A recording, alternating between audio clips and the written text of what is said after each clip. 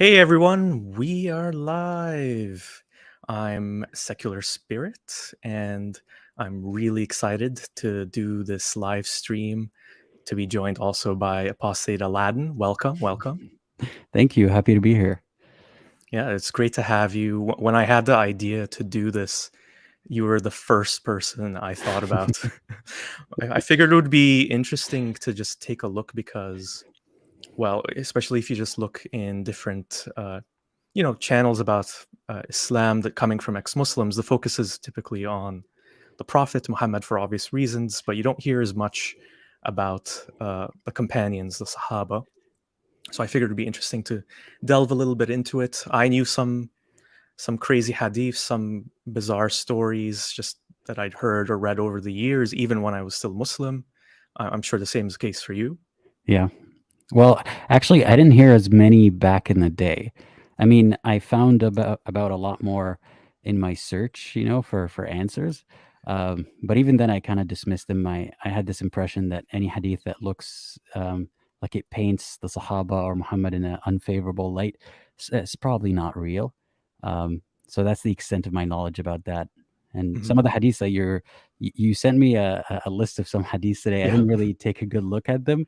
Um, intentionally, so you could yeah, have a fresh reaction. exactly. A lot of what you're going to tell me today, like I'm hearing for the first time, or some of it at least. So that'll be interesting. I'm looking forward to that. Awesome. Yeah, Yeah. yeah. And I don't want to assume that everyone watching knows exactly who the Sahaba are. So when I was just explaining it to a few atheist friends of mine who didn't grow up Muslim, I figured the best way to explain it is they're kind of like the apostles of Jesus. Um, Yeah. Not quite, but Yeah. like they're basically the people, his first followers, the people who were His closest companions, to I him. guess. Yeah, yeah. Yeah. Um, I didn't realize this, but when I was doing research, I realized that there isn't really a defined, strict list of who is considered a companion, who isn't. But loosely speaking, I think a lot of people would agree that they're people who either lived with Muhammad or encountered him and heard him speak as part of that Muslim community, that first Muslim community. But there are also prominent ones, and there's, I think, a list of about like 60 or 70 names in that list of people who were maybe closest to him and who went through a lot of the famous ordeals and experiences of the first 10, 15 years of Islam with Muhammad. Yeah. So, yeah. The other thing I wanted to mention before we get started, so we're going to be talking about some pretty bizarre things, some things that are going to seem horrifying to us, especially in the 21st century. But an important thing to note is I'm not saying that these people who we're going to be talking about were monsters in a way in which they were worse than other people, or that they did unspeakable things that no one else would do, and that Islam caused them to do that. I think the best way to look at it is that these were people who were products of their times, products of their environments. The thing is, when I was growing up Muslim, and I want to hear your opinion about this too in a second.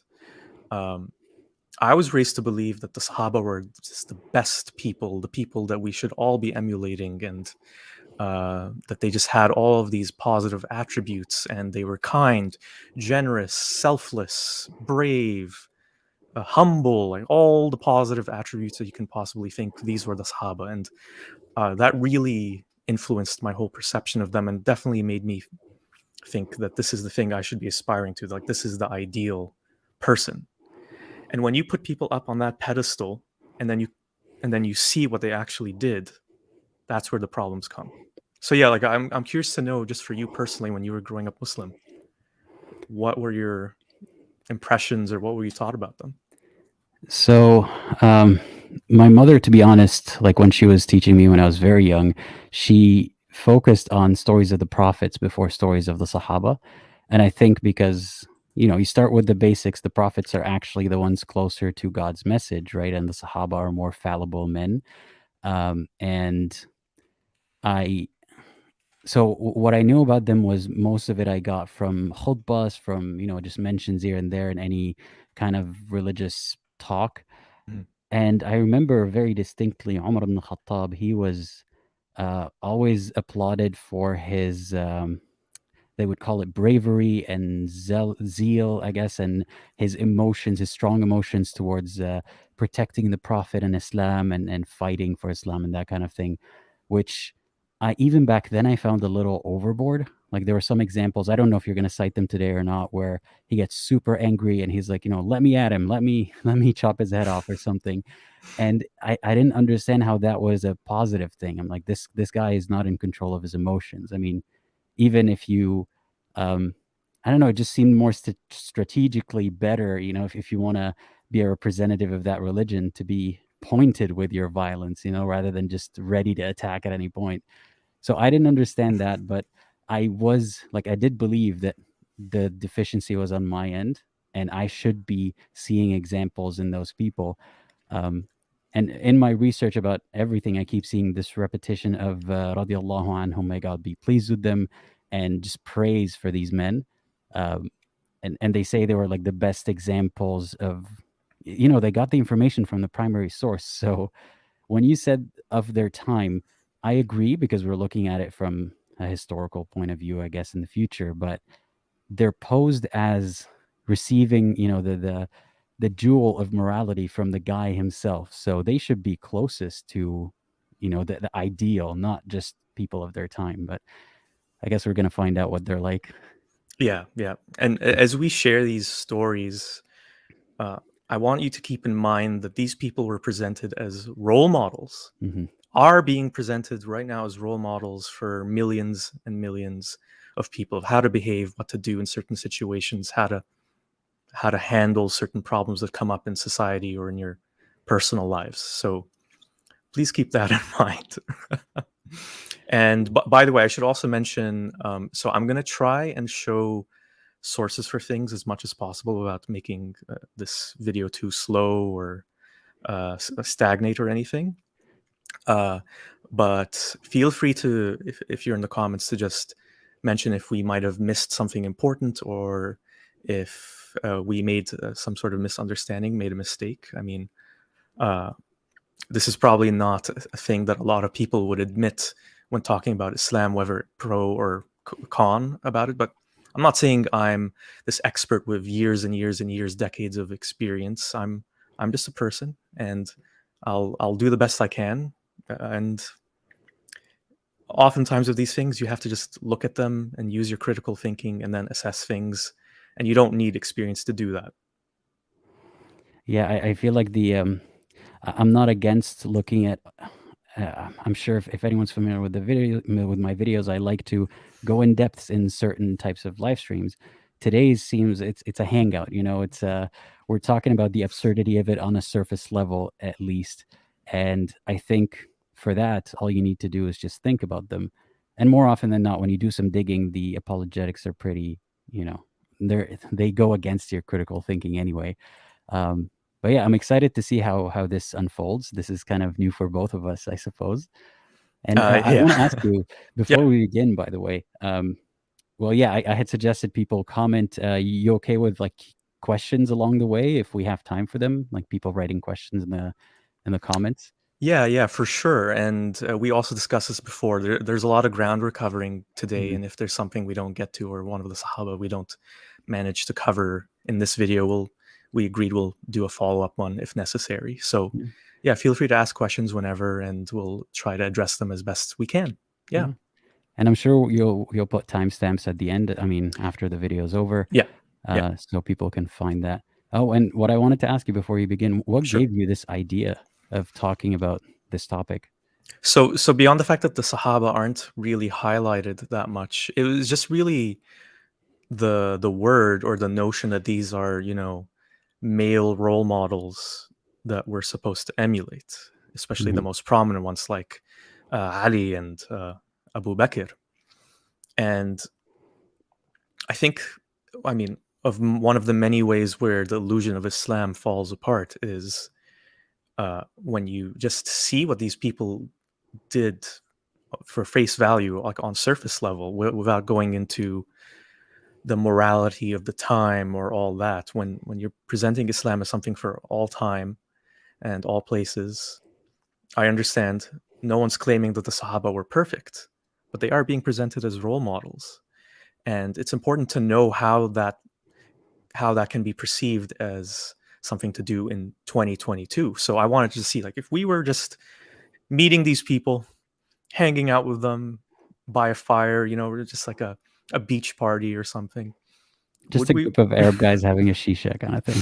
yeah, would we want to hang out with these people as we learn, like imagine as a way of them sharing these experiences as we're getting to know each other? Yeah, Would we be running for the hills, or would we be like, you know what, this guy's kind of cool. this guy's kind of cool? Yeah, Yeah, yeah. we'll find out. I could see being friends with him. Maybe we could go like on a double date one day or something. Or once we get to the women's stuff, maybe not so much. But I don't want to spoil anything more. And so, all right, I'm just going to share my screen here. So the first thing I just want to do was talk a little bit about the main Sahaba. So for people who don't know, so after Muhammad died, uh, it was a series of Sahaba who took over, and they were the first caliphs of what eventually became an empire. And so let me just pull that here. Okay, just give me one moment. Okay. So here is the list of them. As you can see, all right, hold on a sec. So yeah, they're called Rashidiyun, which I suppose that translates to primary or eminent. I don't know, how would you translate that word? Rashid. I don't know. I'm having trouble thinking of the right word right Yeah. now. Well, whatever. Like they were the ones who were the first rulers, and Is it more like kind of or a guide kind of? Like murshid means a guide, yeah, right? So maybe a guided ones.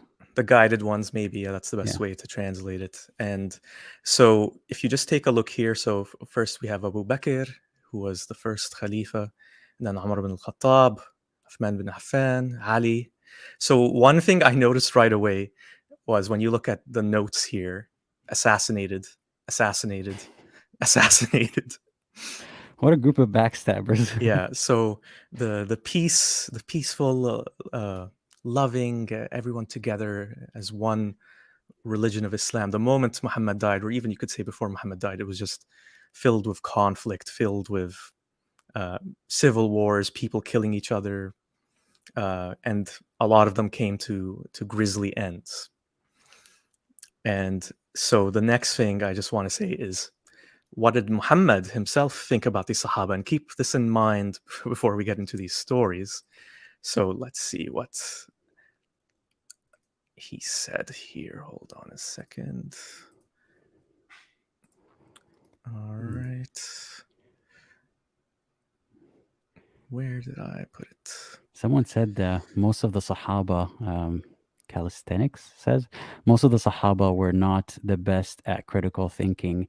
To be honest, I'm not sure if that's accurate. Obviously, we don't have all the facts about how they thought or talked and so on, aside Yeah. from the hadiths.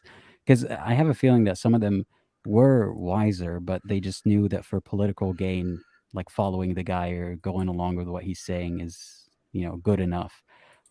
It's beneficial for them. So maybe they had critical thoughts. They were just not in their best interest to talk about them. Yeah. Yeah. And there is one story with the Sahaba that I'm going to get into that explores that a little bit.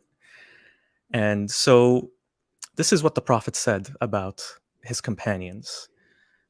Do not abuse my companions, for if any one of you spent gold equal to Uhud, which is a mountain, in Allah's cause, it would not be equal to a mud or even a half mud spent by one of them. So, mud is basically like a measurement. I'm not sure exactly how much of something is, but it's basically saying uh, the charity and the good deeds of the Sahaba.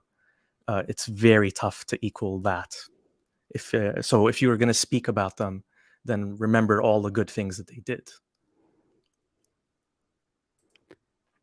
Yeah, And that's putting them up on a pedestal right there.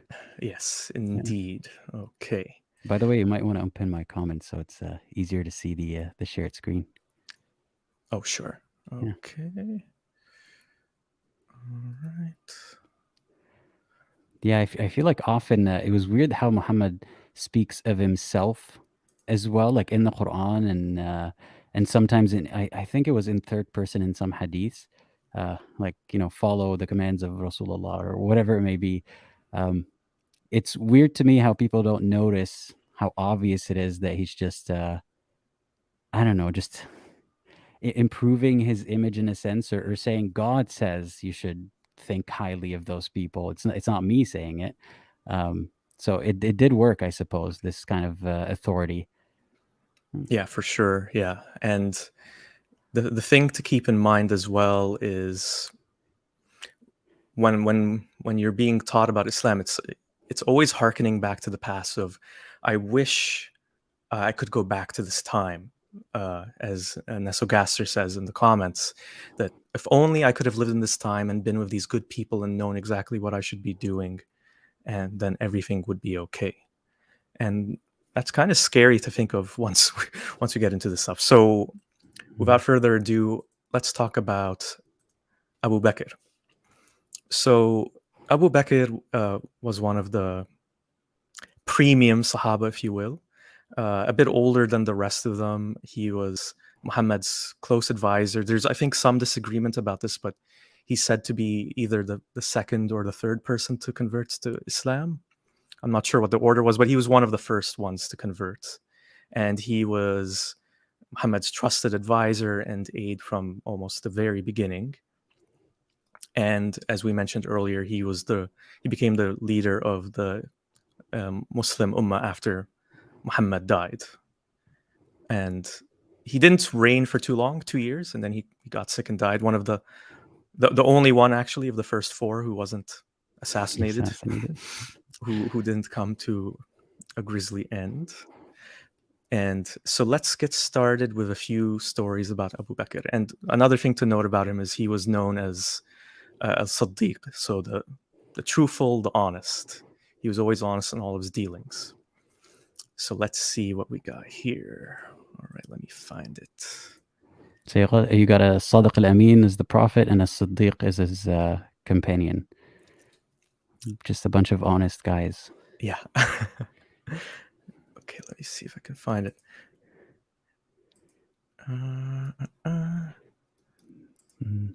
There's a comment that says by Hey There Nordic, speak about Shia Islam too. It's all mainly Sunni Islam. There's a few ex-Muslim Shia, and Shia Islam is almost as bad. Yeah, as much as possible, we're going to talk about it when we discuss Ali. There's just so much ground to cover, and there's a lot of conflicting stories. Subhanallah. As soon as you said Ali, a commenter called Ali commented LOL. That cannot be a coincidence, bro. No, it's meant to be. Well, we're going to talk about Ali in a second. So the first thing I want to talk about with Abu Bakr is, it sounds like an old subject to us, but it is the subject of him marrying off his daughter Aisha to the Prophet. So if you just go back to the time period, it's an honorable thing. It's a thing of honor to present your daughter to be married to someone else, and it's an honor for that person to accept. And it's a way of bonding you together, and it's a way of solidifying political alliances. It's like gift giving, right? Yeah. It essentially is. It's and this wasn't something just exclusive to the tribes of the Arabian Desert. This is something that was done in Europe, and I think other cultures as well, where women were treated like bartering chips or like political tools, kind of like instead of sending over a caravan of gold, you send over your daughter. It's proof of your allegiance or loyalty or whatever happens to be. But here's the thing about this. If you take a look, she was 9 when they got married. Well, 6 when she was Well, when it was like kind of like written down and when the agreement was made. Yeah. And so I think the way it goes is that the marriage was consummated when she was 9, when she hit puberty, if I'm not mistaken. Allegedly, yeah. Allegedly, or you could say, I've seen some accounts saying 12 as well. Anyway, so Aladdin, if you met someone and they told you, "Oh yeah, I married my daughter off. Yeah, they got engaged when she was 6, uh, and yeah, they got married. It was a lovely ceremony. She was 9 at the time. What would you think?" Oh God. Oh God is the first thing I think. I'd be like, how do I get out of this conversation? And should I call child support?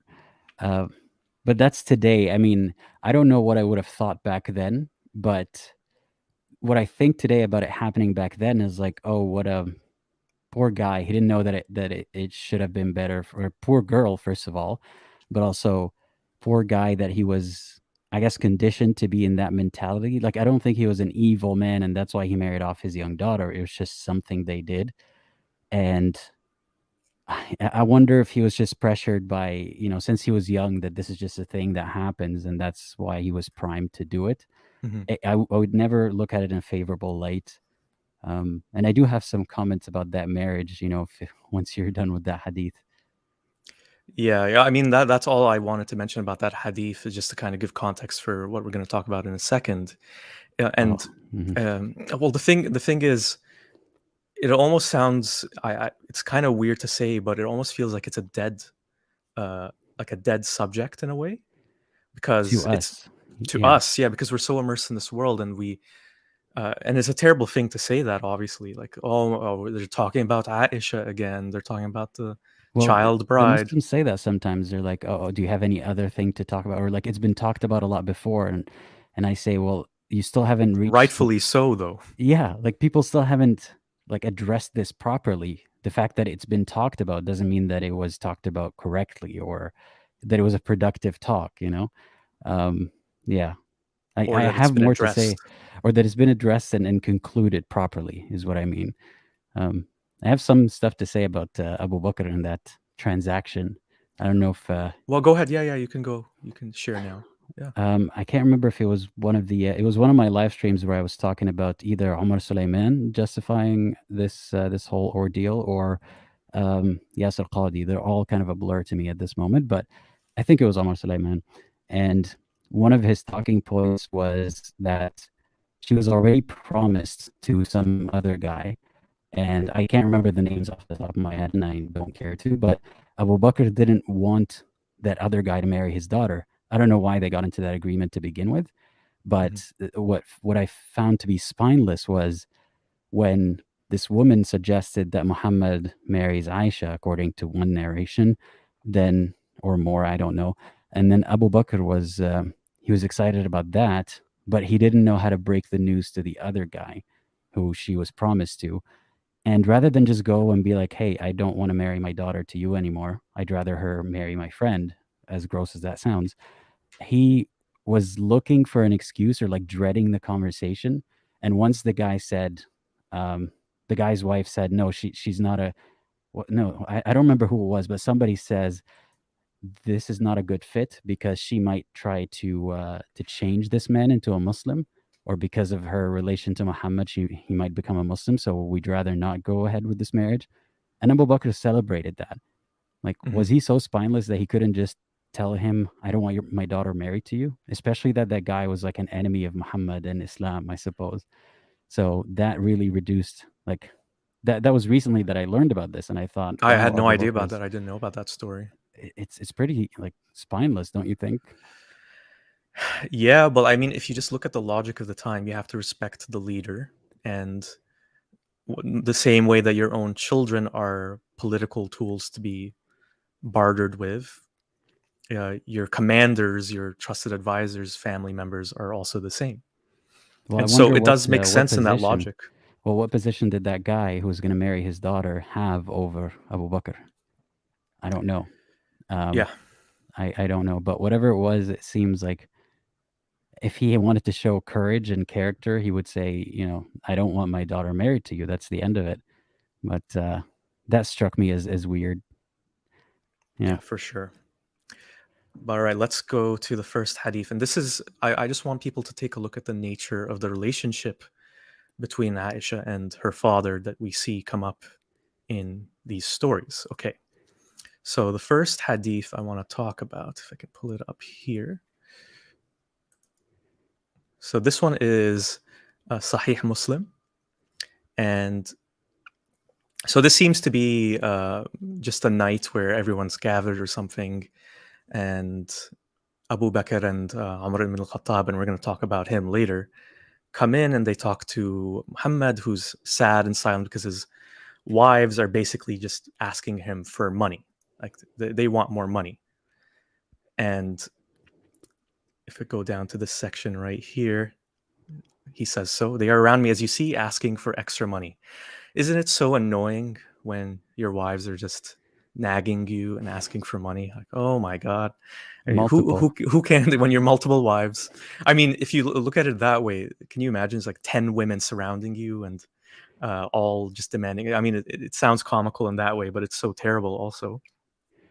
Yeah, I mean, well, it's whose fault is it? But I mean, is it really a coincidence that they were all asking for money, or is it that he wasn't giving them enough? Well, wasn't it his rule that you should be fair to all your wives and like you need to be able to support them? So I don't know, unless the women were just so unfair in this one particular group, unlucky him. Well, it seems just the way the story is presented, it seems like they're being a bit too much, like they're demanding too But much. when are they not in Islam? Like the women are always naggy or like overpowering their husbands, as they say.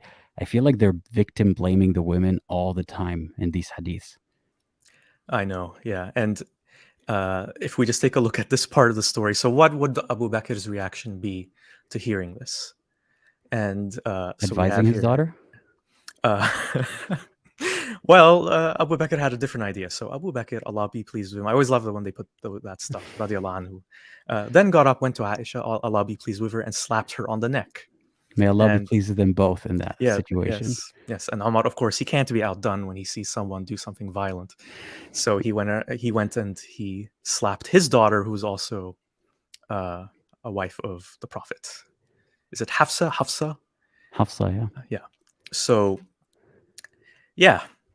I mean, that's what you do when your daughters or when women are being out of line or when you want to kind of reprimand their behavior. Speaking is not enough.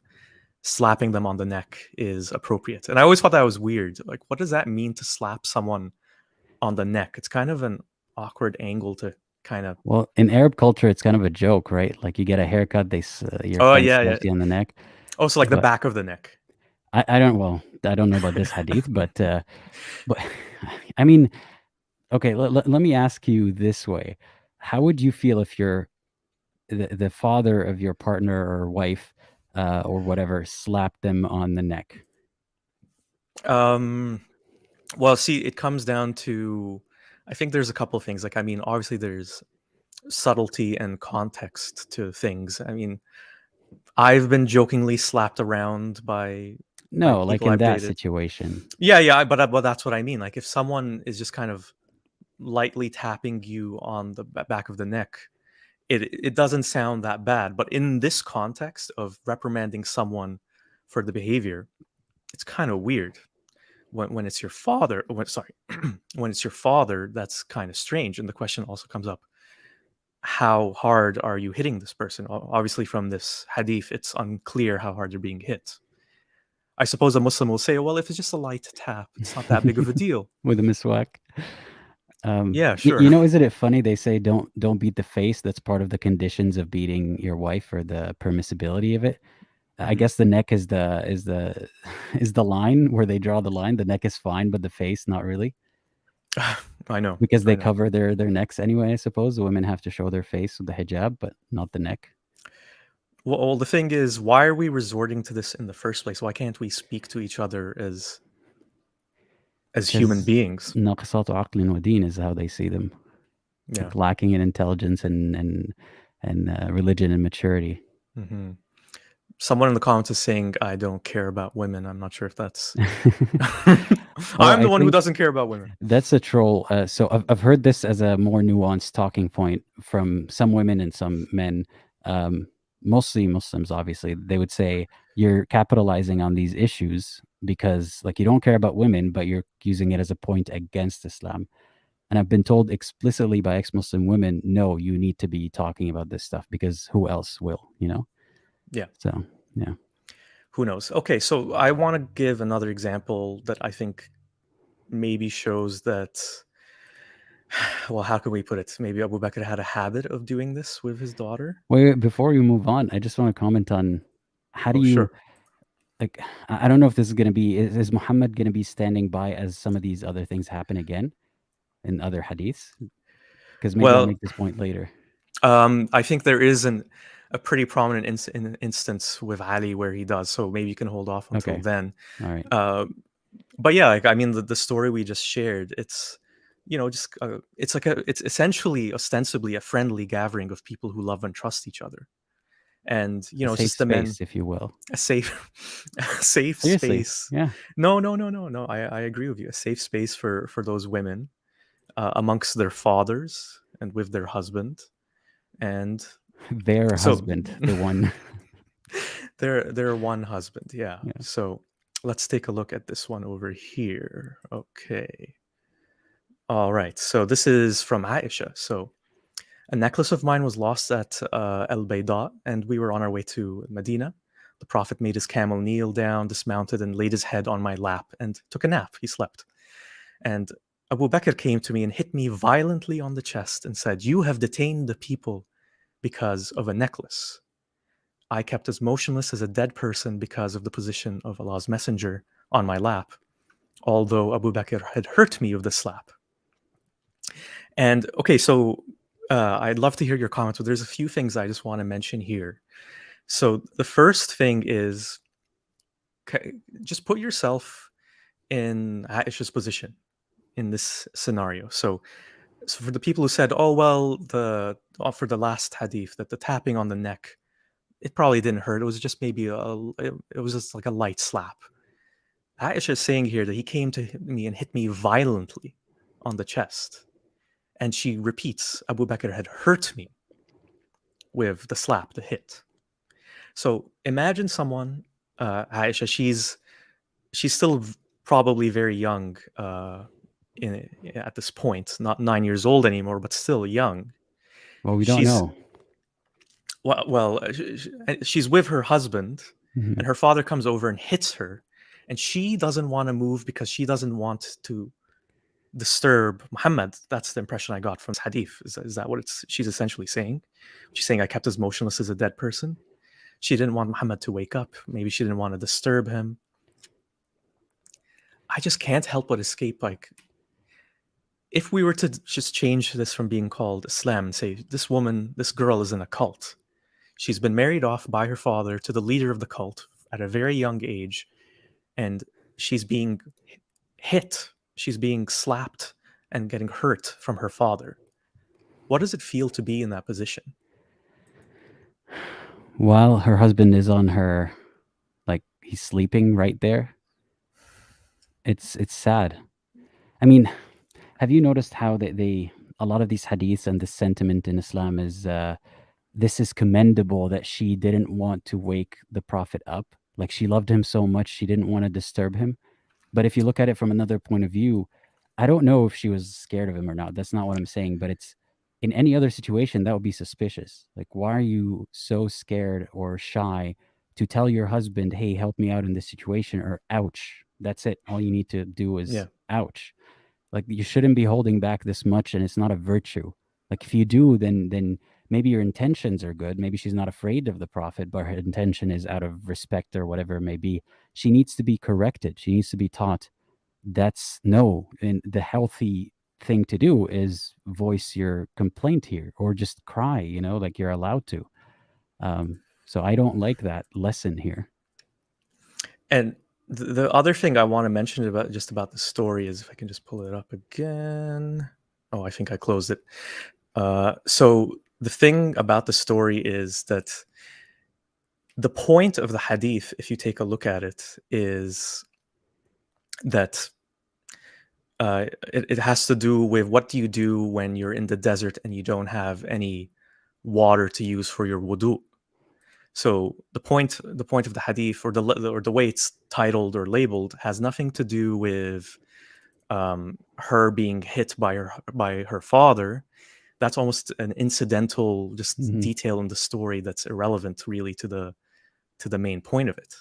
So Y- like, You remember that hadith where a woman was beaten till her skin was green and she came to complain to the Prophet? Yeah. It was in Bab al-Libas or something like that, like how to dress or the fact that the green garment is allowed for women. Like that's how oblivious these men were. It's just a fact of life, the beating of a daughter or a wife. Um, it shows you the priorities. Like people will say, well, the classification of hadith is not something that God sent down, but it shows you the mentality of all the men since who have preserved Islam. Yes. Like what That's their focus is essentially, right? and how they think. And if those men are who preserved Islam, how do we think that it's not corrupted? Like, how do you trust very toxic, masculine, unaware men to be the ones who give you the message unfiltered, just how it was, from the Prophet? If you truly believe that, I don't know. Mm-hmm. Oh, that's a fair point. Okay, and I found it, so I just want to share it again. So if you see where it's what it's titled, and you find no water, then perform tayammum with clean earth. So if you just go down a little bit down the story after being hurt and hit violently, water was sought, but in vain. So the following verse was revealed. Oh, you believe, blah blah blah. Basically, you can use sand or dirt to do your wudu if you can't Like find Muhammad water. woke up and it's almost like she was crying for help. Like, hey guys, this happened to me before prayer, and then he got up and then we prayed with we did wudu with the sand, um, but no one seems to notice. Like no one seems to care. No, because it doesn't matter, right? Another thing that I noticed here is a theme of Aisha being abused by the men in her life, her father figures. Her father, literally, and the guy who married her, who's her father's friend, who was around since before she was kind of aware of awareness.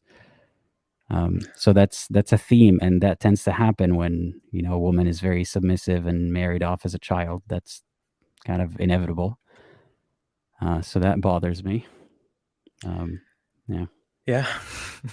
On that positive note, let's move on to the next member Wait, of I the. noticed one thing about the hadith. Oh, go ahead. Can you pull it up for a second, or Yeah, have you sure. already lined up the next one? No, I can Uh, pull it up. Hold on a She sec. said the phrasing of it in Arabic was "lekza shadida," and that means Alexa is like a push or a poke or something like that, or a shove. And the word lekza is she uses the word lahda when the Prophet hit her on the chest. And in all the explanations of it, they say lahda kal lakza. It's similar to a shove on the chest or a push on the chest. They're almost synonymous, these words. Mhm. She didn't say shadida, a hard one, in the other hadith where Muhammad did it, but she said this, like she used pretty much the same word, and people keep saying no, that was a touch and this is different. And then she also said it hurt me. قد أوجعتني. She said the same exact phrasing. So Interesting. believe Yeah, women, people. yeah, that's the thing. Like, even just looking at shadida, I mean that you could say that word is open to interpretation of how much that How severe. is. Yeah, how severe that is. I mean, one person's shadid could be someone else's. But That's not the only thing that matters is that she felt the pain. exactly, It doesn't exactly, matter how objectively how hard that is. exactly. Yeah.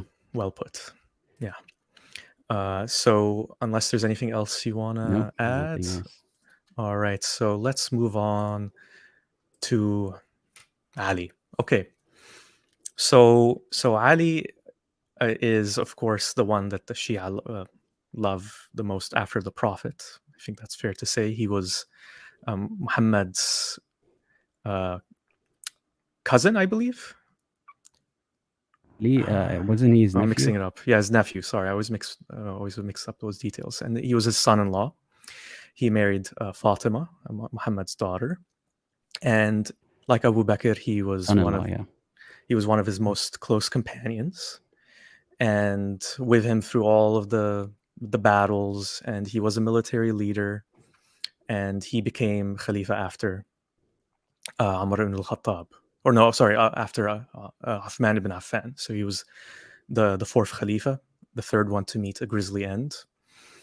And Hmm. and the thing to note about him before we get into too much detail is he is a role model for Muslims. He was someone I admired greatly as well. I don't know if you ever watched this movie, Aladdin, The Message, الرسالة. I know of it, but I haven't watched it. No. I highly recommend watching it. I was thinking of maybe doing a watch along while watching it.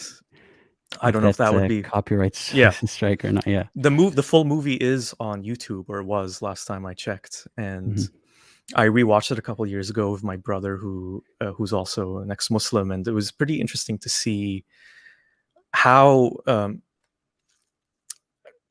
it kind of worked as propaganda and how it really did impact me when I was a kid. It was the best way to look at it is it was kind of like a Lord of the Rings, except it was about, well, Real first of all, it life was a events. real life events, and it was about Yeah. Arabs, so it was something to be proud of and something to be Mhm. inspired by. And because Ali is so revered by the Shia, he isn't depicted in the movie. And so Muhammad isn't depicted either, and so are several other people who are prominent figures in Islam. And but they showed him always from the perspective of, you just see the sword being carried. It's like the double-edged sword, and I always thought that was so badass. Ali with his sword, fighting for truth and justice and Islam. And I think because he was a bit younger, he was younger than Abu Bakr, he was younger than Muhammad. He was someone that I connected with more as someone like this warrior, this righteous warrior. And well, I discovered some interesting things about him in my research. Before I get to that, though, what were your impressions of Ali? I I didn't have any like strong impressions. The only thing I thought of was that instance where Muhammad put him instead, like in his house when he was surrounded or going to be surrounded. Or I just thought, like, poor kid. Like, what if things went south? I that's what I was thinking. Well, obviously, you believe that Allah knew what was going to happen, and Ali was never in any real danger, and so on. But that's the only thing I thought about was, he's such a good companion that he would put himself in the way of danger for Muhammad. That's Mhm. the takeaway. That is the main takeaway, right? Yeah. Again, the positive attributes of loyalty and companionship, selflessness, and this was Ali to a T. Yeah. And out of curiosity, of the just looking at the Shia perspective, where he was, where they basically see him as being betrayed and villainized by the other Sahaba, would you agree with that, or is that something you just are neutral on, or do you kind of see I it from the Sunni I haven't studied perspective? it enough to be honest to have a strong opinion on it, because I know my preconceived notions are very like surface level, and they stem from what I know from the zeitgeist Mhm. around me as a Sunni back then. So yeah, no opinion really. Okay. All right. So the first thing about uh, Ali, I want to just pull up this thing. All right, where is it? Okay. So this is an anecdote of sending Ali and Khalid to Yemen. So as the story goes, the Prophet sent Ali to Khalid to bring the hummus, of the booty. I'll explain that in a second. And I hated Ali, and Ali had taken a bath after a sexual act with a slave girl from the hummus. And so what that basically is saying is the spoils of war were divvied up in a certain way. So a fifth of it went to the community. It was communally shared. And so what happened in this case is Ali had sex with a slave girl that, according to this person narrating the hadith, should have gone to the community. And so, continuing the story, the narrator says, I said to Khalid, don't you see this? And when we reached the Prophet, I mentioned that to him, and he said, oh, Buraidah, do you hate Ali? And I said, yes. And the Prophet said, do you hate him? For he deserves more than that from the hummus. So, this is again another one of those stories where it seems like the shocking detail is buried within what the story is supposed to be about. So I've seen this hadith be used as an example of how, in some cases, the leaders or the most venerable members of the Sahaba or of Islam have a right to take something from the communal spoils of war. And I've also seen it used as an explanation of how the spoils of war should be divvied up, so the fifth should go to the community. And yeah, are you familiar with this hadith? Not with this hadith, no, but with the concept of the fifth, Yeah, walakum al-khums or something like that. yeah. So I found this one through Hadith of the Day, which is someone who's been posting on the ex-Muslim subreddit, and I think this person's done a lot of great work because he or she has just really dove into a lot of the hadiths that we don't normally see, or that are often actually not even translated into English.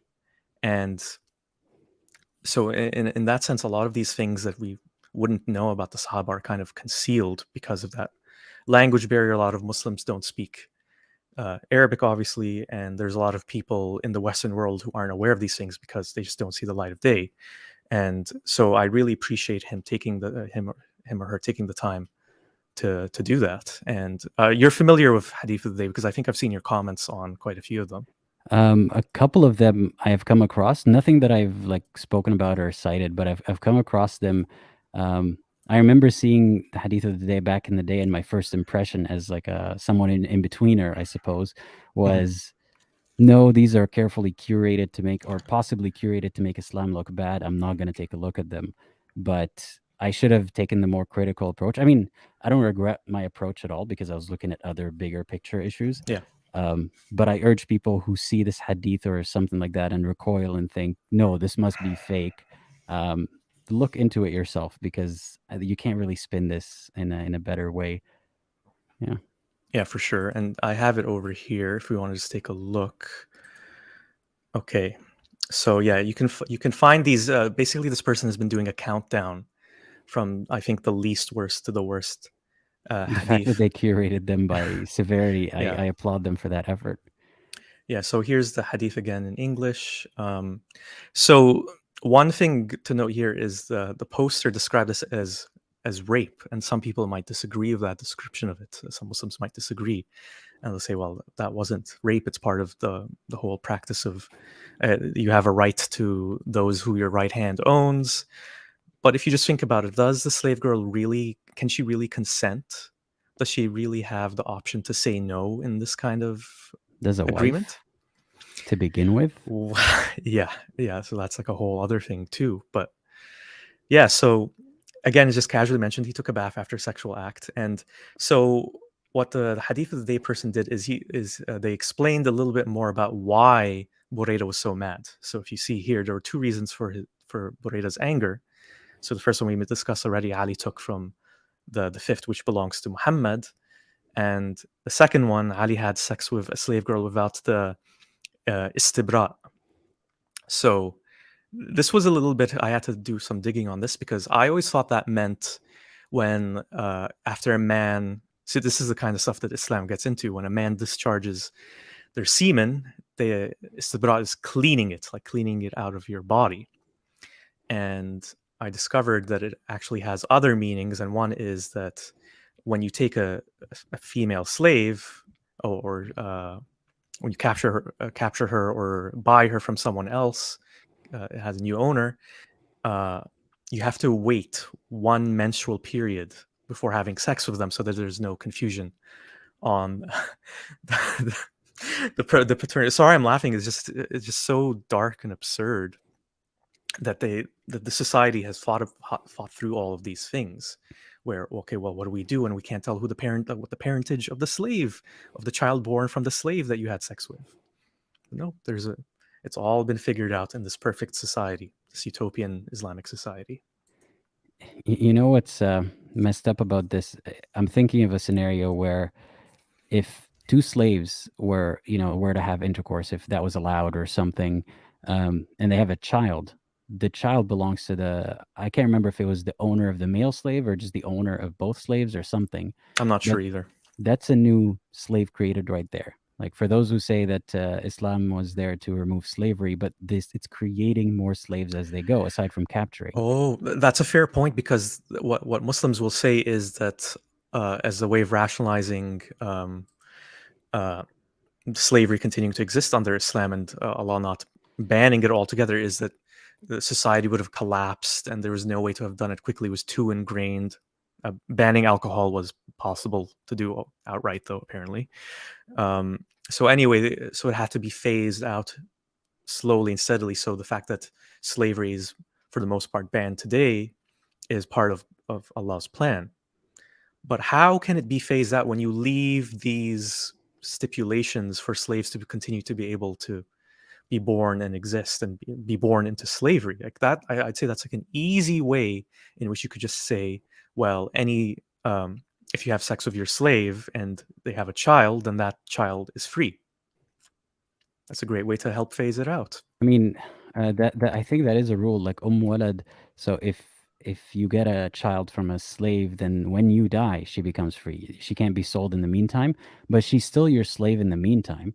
You can marry her if you want, like you can marry any slave if you really want to free them and marry them. But in the meantime, she has this status of walad, where she can't be sold and she will become free once you die, and the child is Okay. free. But as far as I know, if if the child is born from another slave, then it just belongs as it's a new slave, you know? Oh, okay. So it's from another slave, and then they're just born into this. Okay. Okay, got it.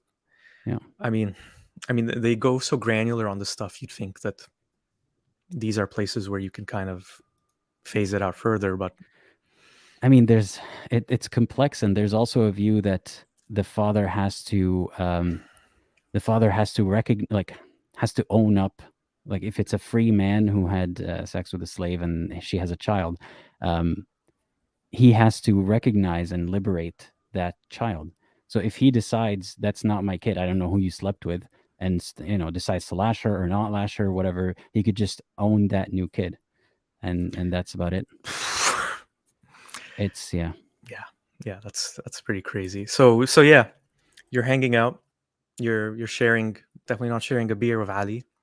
You're sharing a shisha maybe, and he tells you, yeah, uh, I just came from the baths. I just gave it to that slave girl I just picked up. Yeah. What about you? What are you up to these days? I think that's the thing to note, is just like the flippant nature in which these things are kind of mentioned. So the person who narrated the hadith isn't upset that Ali had sex with a slave girl. He's upset that the slave girl didn't belong to him and he didn't wait the appropriate period. and that he took from al-khums was for the prophet. I think the verse said al-khums. I don't remember the order, but al-khums lillahi wa rasulih. So it was posed as it's for God and the prophet, as if God needs any of this actual real life money and concubines. So there's that aspect of it, the kind of manly butting heads, political, how come you get more money kind of Mhm. aspect. And then there's that, the traditional, how come he gets to break the rules? Or maybe he's actually concerned, how do we know if there's a child, who the new slave child belongs to, and Oh, things like that. I'm sure that he had very altruistic intentions. I think if you look at it, Muhammad called him out because he could, I think, sense what the issue was, Yeah. which was jealousy. Well, it's And nepotism. well, it's nepotism, Yeah. obviously. Yeah. I mean, he didn't even deny it. Yeah, he was Muhammad, like, he just said, he deserves more. "Well, are you saying he doesn't?"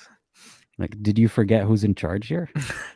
Me and Allah, like, together. Yeah. Okay, so to the next one about Ali, unless there's something else you want to add. No, nothing. All right. Okay, let's get on to the next one. Any interesting questions in the comments?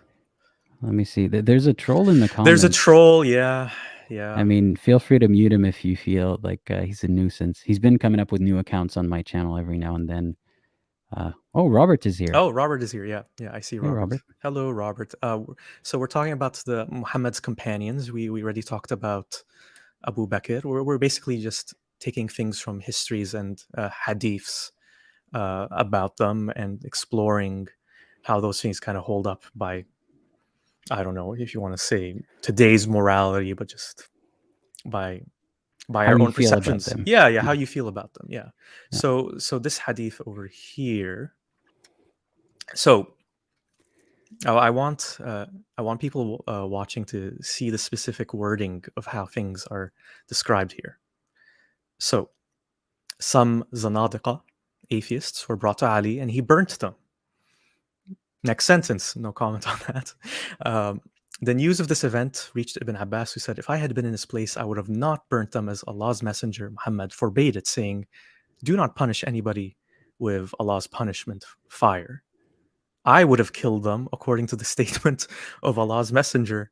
Whoever changed his Islamic religion, then kill him."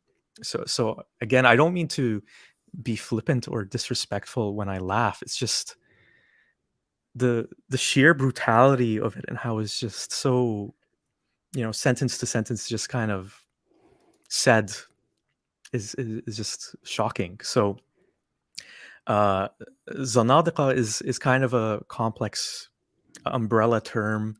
I think, just remembering from what I was taught, it was used to describe local people who followed other religions that weren't necessarily Islam or Christianity.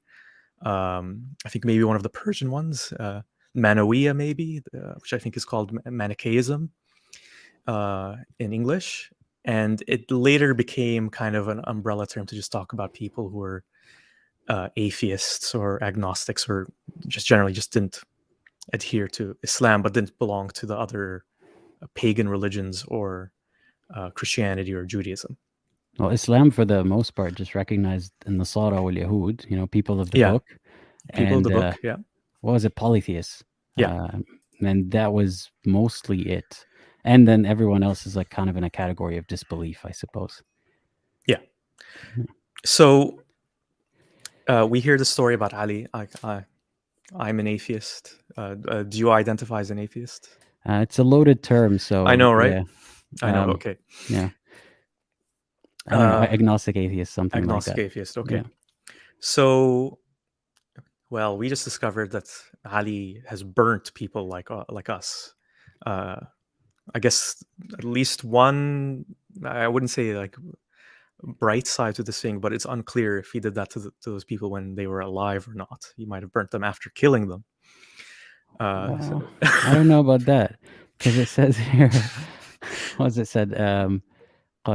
Wait, I can't read the Arabic one. Can you shift it a Yeah, little sure. bit? Yeah, I should do that just so people who Yeah. can speak Arabic can see that. Yeah, أتى علي بزنادقة فأحرقهم.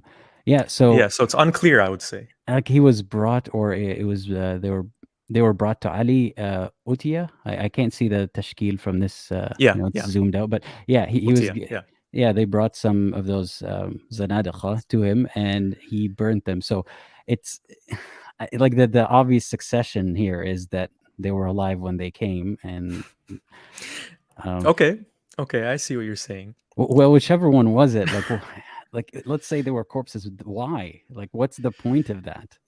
Well, they have to be. So, as Muhammad says, whoever changed his Islamic religion, then No, I kill mean, him. what's the point of burning a corpse? Like, if that were the case, Oh, sorry. it doesn't make sense. Just to send a message. I don't know. I'm trying to play the devil's advocate as much as I can. But I The mean, devil there's being the Islamic side. Is that intentional? no, it wasn't intentional. No. I mean, in all of these hadiths about something horrific happening, even if they like pull back softly on it, right? They're like, "Oh, next time, don't burn them." In those cases, you don't get the alternative, like the consequences. Like when a man killed his slave for disparaging the Prophet was like, "Oh, like there's no retaliation money. That's it." He doesn't say he reprimanded the man, for example. Or when the woman was beaten and she complained to the Prophet, he looked at why she was beaten, and he didn't say anything about don't beat her till that she bruises, like the apologists say. So it's logical to conclude that there was nothing else relevant to the story here. Like Ali didn't face any punishment or reprimanding. He was just told, don't do it next time. Muhammad said not to do that. Just kill them normally, like normal people. Come on. Yeah. You want HR on our asses? Like this is the second time you do this, man. Yeah, because so as we see from this, it was Ali was right to kill them, but he shouldn't have burnt them alive or burnt them, because that is how Allah punishes them, and we can't copy how Allah would do that. That is for him and his domain alone. I don't know if you're inferring that or you're actually quoting, because I feel like I've seen that somewhere else. I'm just inferring this from what I'm reading.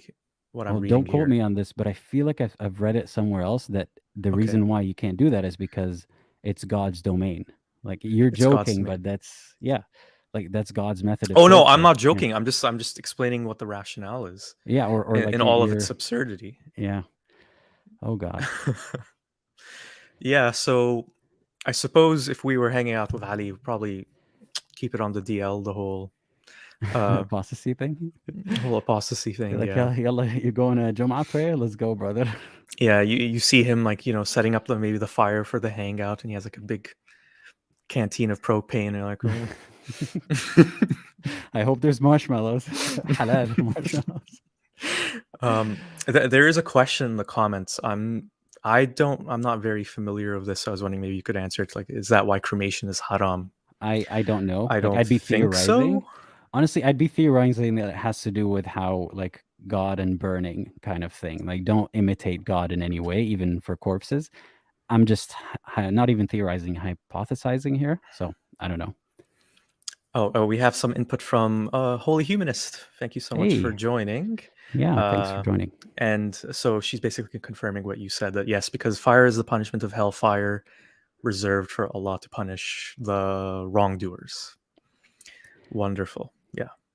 You know, So, there was a certain group, I don't want to name names, but a certain group that did this and they advertised it. Like they did this to someone that they captured. And I remember the defense that's not Islamic because in this hadith, they say specifically, don't burn them. And I'm mhm, like, do you see you're shooting yourself in the foot by quoting a hadith that says, don't burn them, but kill them instead. So you see, this has nothing to do with Islam when they actually burned them in real life. Like when it happened not that long ago, you know? So yeah, weird apologetics. very strange. Yeah. And so we've established that Ali he's okay with having sex with slave girls. He's burnt people, whether alive or not. It seems likely that they were burnt alive, horrifyingly so. So I saved the worst one for the last. So It this gets one's worse. it gets worse. Yeah. So this is another hadith that was I found it through Hadith of the Day. So let me just pull that up here as well. I'm worried that it's a combination of the past two. Like how could you get it worse than that? Well, you will see. Oh God. Okay, so this is from Musannaf ibn Abi Shayba.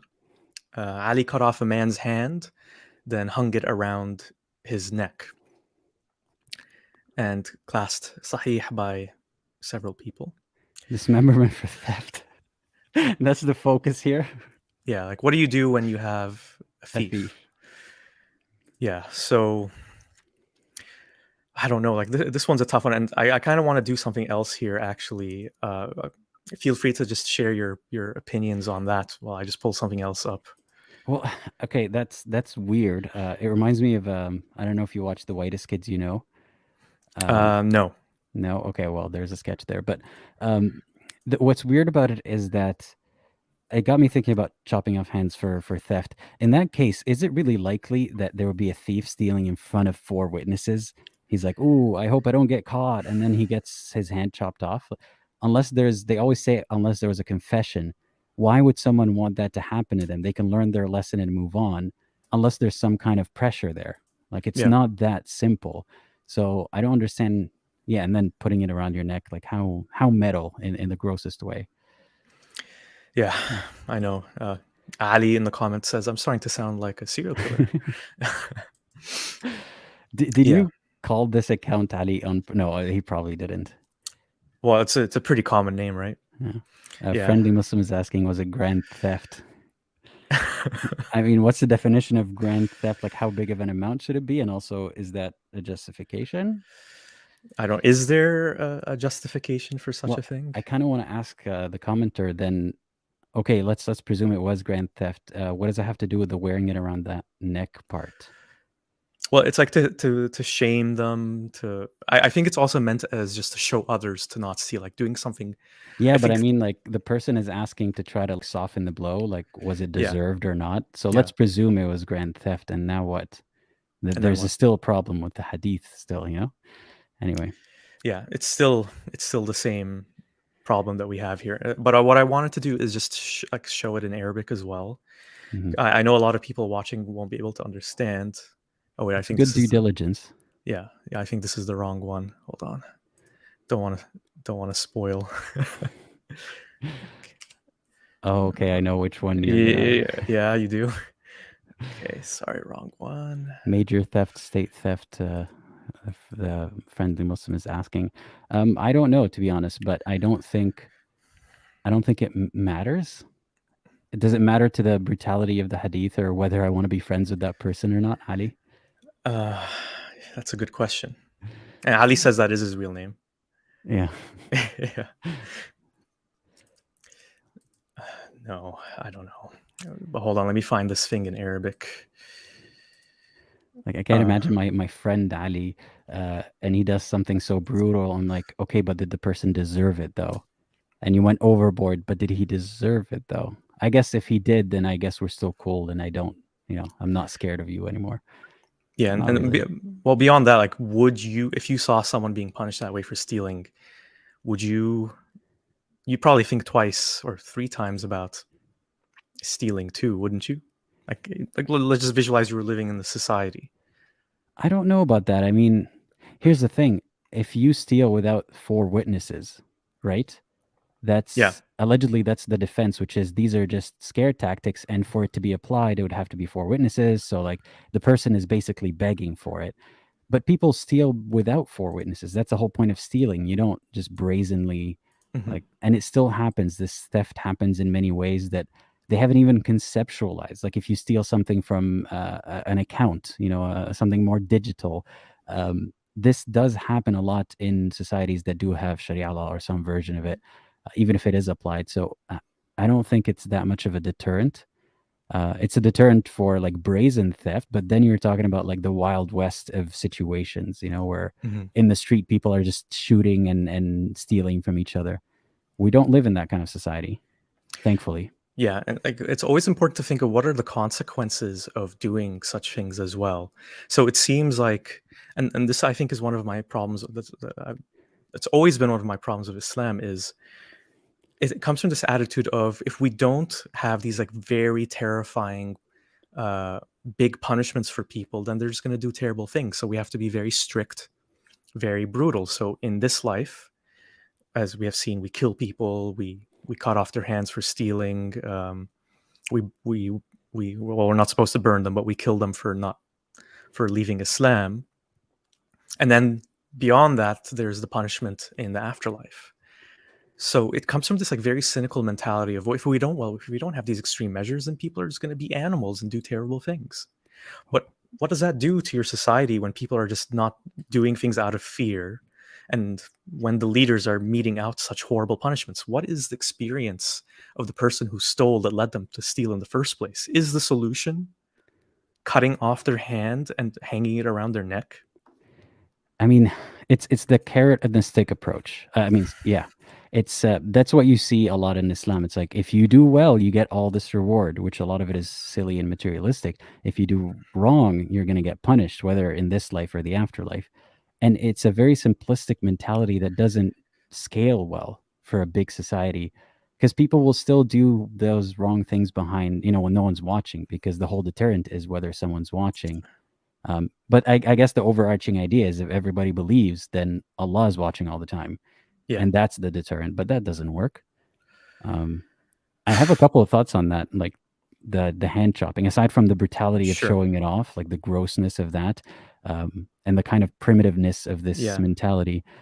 First of and all, I'll show it in Arabic while you're yeah, talking as sure, well. So for anyone who can speak Arabic, you can see it right here in this line. yeah. So yeah, But yeah, go ahead, please. couple of things. So what if there were 4 false witnesses? Like, are you saying there couldn't be 4 men who lie, like together? And if that happens and the person's hand is chopped or whatever other, like they're killed or whatever, maybe you're lashed, and then what? How do you undo that if the truth comes to light? Like, do you, sure, you might be able to punish the 4 liars, but what if the truth never comes to light, or those liars die, or one of them dies? Now you're left with someone with one less limb, or one fewer limb, and a disadvantage, and you can't undo that justice delivery. I mean, you can pay reparations if someone is put in jail unjustly, and it's still not necessarily just enough. There's always going to be holes, but you can't grow back a limb or undo an execution. That's why some people are against the death penalty in general. And how do you rehabilitate? Like you touched on that. So what led this person to steal? And now they're going to be more likely to resort to bad methods because they are less likely to be able to work with one less limb. Well, and beyond that, they'll always, you hear this talk nowadays about when someone's an ex-convict and that's on their record, it's so hard for them to get a job, but they're stigmatized in society. In this case, the person is clearly, visibly has been punished for being a thief because they only have one hand. Yeah, no one's going to trust them anymore for anything, especially like if they're wrongly convicted or even if they're rightfully convicted. You don't know the severity of it. And forever, like if they lie about it, if they say my hand was chopped off by a tyrant or something, and it is found out they were lying, then they're a liar and a dishonest person and a thief. So yeah, a lot of problems with that. And wearing it around your neck, what a class A guy Ali is. Yeah. Yeah. All right. So that was the last one about Ali that I had. There were others, but for the sake of just covering more ground, I omitted them. First thing that struck me is that I found much more terrible things about Ali than I did about Abu Bakr, which is saying something. But did it strike you lightly? Or did it just... This is not to make light of domestic violence, by the way. We're just you have to make jokes about this kind of stuff, or else you're going to lose you just your go mind. crazy. Yeah. Yeah, it's just the tragedy of these things is that they are so normalized, and that the only way you can cope when you realize that millions and millions of people are completely okay with these things is by trying to make a joke, trying to find some way to cope with like what you're witnessing, what you're hearing, and to know that this has probably inspired or at least justified the actions of countless people. Mm-hmm. I'm not saying this that I Or know enabled. yes. Like I'm not saying that I can point to a specific. I mean, I think chopping your hand off for theft was something that was around for a very long time. I'm not sure if it still exists in any country today. Maybe someone in the comments who knows could mention a few examples. But I think it's safe to say Saudi Arabia is starting to put on a front for like tourism and international relations. So I don't think they've been doing that anymore. But like in the days of video cameras, they still had like public lashings and things like that. Even Indonesia, I think, or was it Malaysia, had public lashings not that long ago. So some of this stuff still happens. Yeah. Yeah, it's messed up. And Diana asks, what about Omar? That guy feels like the worst. Well, that's who we're talking about next. All right. Zaid said something, by the way, in the comments that I want to highlight. I'm more baffled by the fact that the Sahaba genuinely believed Muhammad flew to heaven on a donkey. I'm not. I would disagree with that. Because like in that time they believed in magic and all this stuff. And so that I don't fault them for that as much. And I don't even know if they did believe. Like some of them might have just been there for political reasons, right? Like, sure, guy, you went to heaven, whatever, as long as I keep getting that war booty. Like I want to be on the winning side. So I don't exactly agree with that. Mm-hmm. No, agreed. Mm-hmm. So let's do it. Umar al-Khattab. So he's someone who, the interesting thing you mentioned at the beginning, that he had these violent tendencies. So what I learned, and I learned this in school, so in Islamic education class. So Umar actually was very opposed to Islam and Muhammad in the beginning. And so the story goes that the night that Umar actually converted, I might be misremembering some of the details, but the basic story goes that he came over. He was known to be kind of an aggressive guy, a classic act first, think later person, and he came with a weapon. I think that's the part I'm not sure about, but he just barged in to the place where Muhammad was staying with the first Muslims, and they all thought he was coming there to kill Muhammad, and he actually came to convert. So one of the things I always found interesting was the beginning of Umar's conversion to Islam, or his Muslim story, was genuine fear from the other Sahaba that, okay, Umar is coming here to kill Muhammad. And the thing to know about Umar was he was a traditionalist in every sense of the word. So very traditional when it came to, as we're going to see in a second, what women should and shouldn't do and their role in society. Very traditional in terms of following the practices of the past, or the forefathers and uh, the elders. And so when Muhammad came along, he felt threatened by this, obviously, that there's this new religion. And what ended up happening was when he converted to Islam, he didn't really lose that traditionalist aspect of himself. He just turned it into a traditionalist for Islamic values. Very, very militant about it, very by the book, or by the book according to what he felt as well. So, as we'll also He find helped out in a write the book. second. Allegedly, we should say allegedly. Yeah. But we'll let people see, like, we'll let people decide once they see a couple of the stories that we have here. So, yeah, as before, I'm curious to know your thoughts about him. So he's one I think a lot of ex-Muslims in particular have a revulsion for. I mean, Revulsion it's not, from. yeah, it's not that I have strong feeling. I don't think about Omar at all. But my impression of him, like I said, even as a Muslim, was, yo, chill. Like, I don't understand how this is a virtue. Like, I understand in the context of war, like, okay, yeah, he's brave and he's ready to fight for the cause and stuff. Sure, I grew up learning that's a great thing. But his anger towards anyone, like, just ready to attack for the Prophet, outside of the context of literally being like in a war situation, felt very weird to me. And it's kind of a gateway into, now that I see it, it's a gateway into justifying a lot of things. Like, Mhm. okay, this intimidation is good in the right context, right? You need that strong, like, you need that front. And I always see people turning back into, like, or looking back at, well, in that time, you had to be that, or you had to have that in your arsenal to be respected. And that I don't really argue with, because we're still thinking about him as or Muhammad at least, as this guide for all mankind, not some little war Yeah. game that we're thinking about, what would you do in a strategy game where you had two tribes and things like that.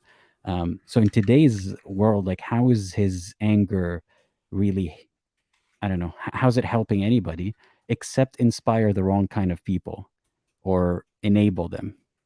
If it's seen that him doing those things is good, you don't know who else might go overboard, so to speak, and emulate him. So yeah, don't like the guy. Okay. Thank you for sharing. Yeah. And I feel like you're gonna feel the same way once I share this first one. So this is another one from Hadith of the Day. And I think this is one I was actually aware of when I was Muslim. I have a vague memory of like knowing about it from a long time ago. Um, in many ways, my father admired Omar just because he was so direct and blunt about what he did. I wouldn't say he admired the messed up stuff he did, but I think just to kind of maybe expand on what you were saying, there is something within the Arabic mindset, especially amongst men, to like really like the macho personality type. Like it's something to kind of want to emulate and be used as a role model, as we talked about before. And so, all right. So Omar saw a slave girl wearing a veil, so he struck her. He said, "Do not emulate free women." And there's another version with a couple more details where uh, he came at her with a whip and struck her on the head until she cast it off her head. And so, were you familiar with this one? Yeah.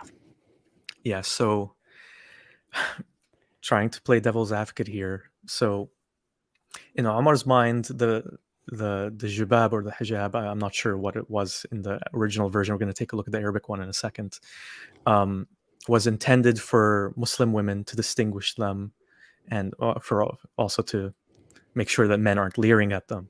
And so I'm just imagining the scenario. He's just walking down the street, and sees a slave girl, she's wearing one, and boom, as we said, he's the act first, think later kind of person. Just, well, as we have seen Mhm. before, they can be just spoils of war that you can have sex with and exchange ownership with. So Oh, that's not even Omar on his own. Like Omar is just no, emulating all of or yeah, acting it out more violently.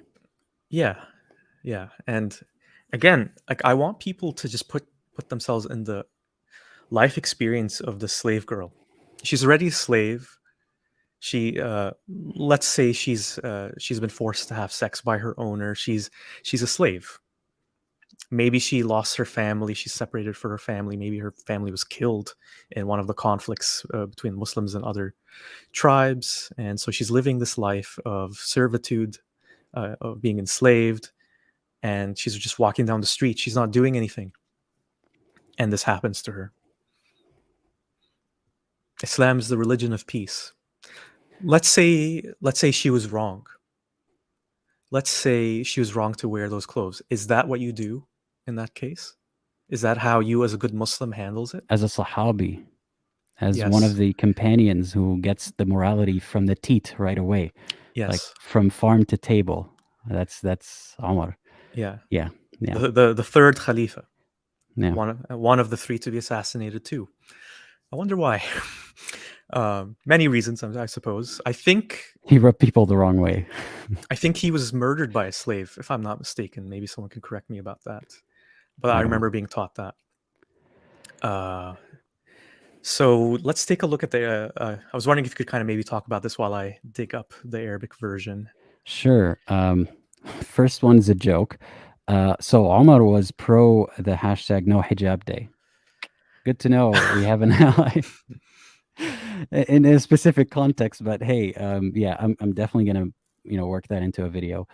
Uh, and here's the thing. So that highlights the hierarchy very obviously. There's a free woman or a free man, and there's a slave. And how dare you even be misrecognized as a free woman?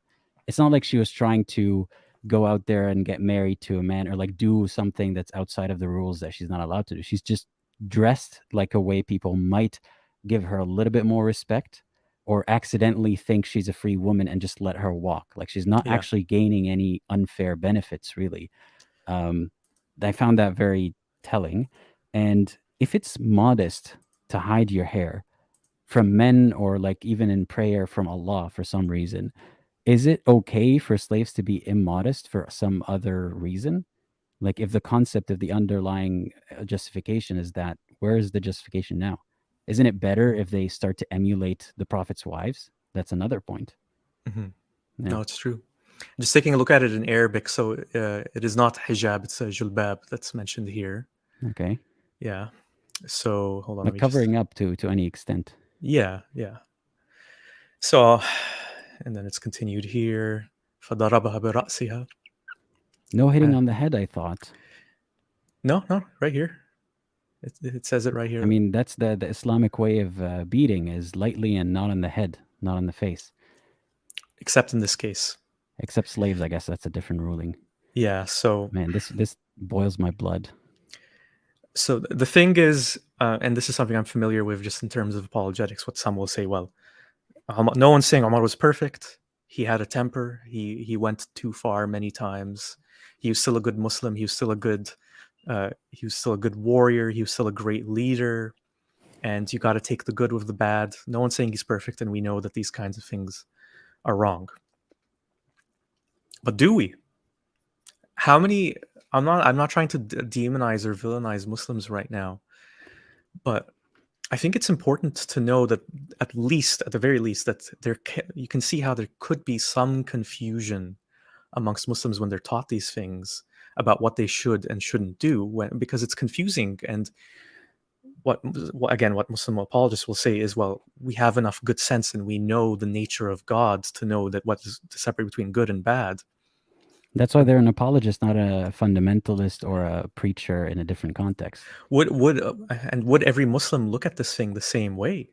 especially if they're given it by someone, you know, more informed than them, someone in a father figure, a sheikh or something. When they're young, they're receptive to it, not because they're bad people. So yeah. Yeah, I know. Any more comments on this one? I mean, like this Yeah, one kind of upset me, to be honest. a lot of these upset me. Um, what do I have to say? You mentioned that he's still, like, some people might think, or I guess that's the Muslim view. No one comes out and says, "Here's specifically what we should not follow about Omar." There's By lectures about. Okay, by the way, just to interrupt you, do you know what he was nicknamed as? Al Like, Farouk, yeah, one of the names. yeah. So, which if I can translate it, but I guess one way of translating is the one who distinguishes between right and wrong. Fantastic point. Keep that in mind. Please continue. Yeah. Keep that in mind, viewers. Yeah, like, you hear lectures and sermons and whatever. What have we learned from Omar? Look at Omar's amazing character. They explicitly would say stuff like that. There's never, as far as I know, never been anything like in mainstream media or even in any khutbahs or anything. Here's exactly what Omar, like, these are the mistakes that we need to learn from the Sahaba. Or the like the mistakes that they would highlight as Muhammad abasa wa tawalla. Like he squinted, or I mean it means squinted, but like he frowned at the man who was blind because he was busy with other, like, leaders of tribes, and he shouldn't have done that. He should give it enough attention to his followers. That's it.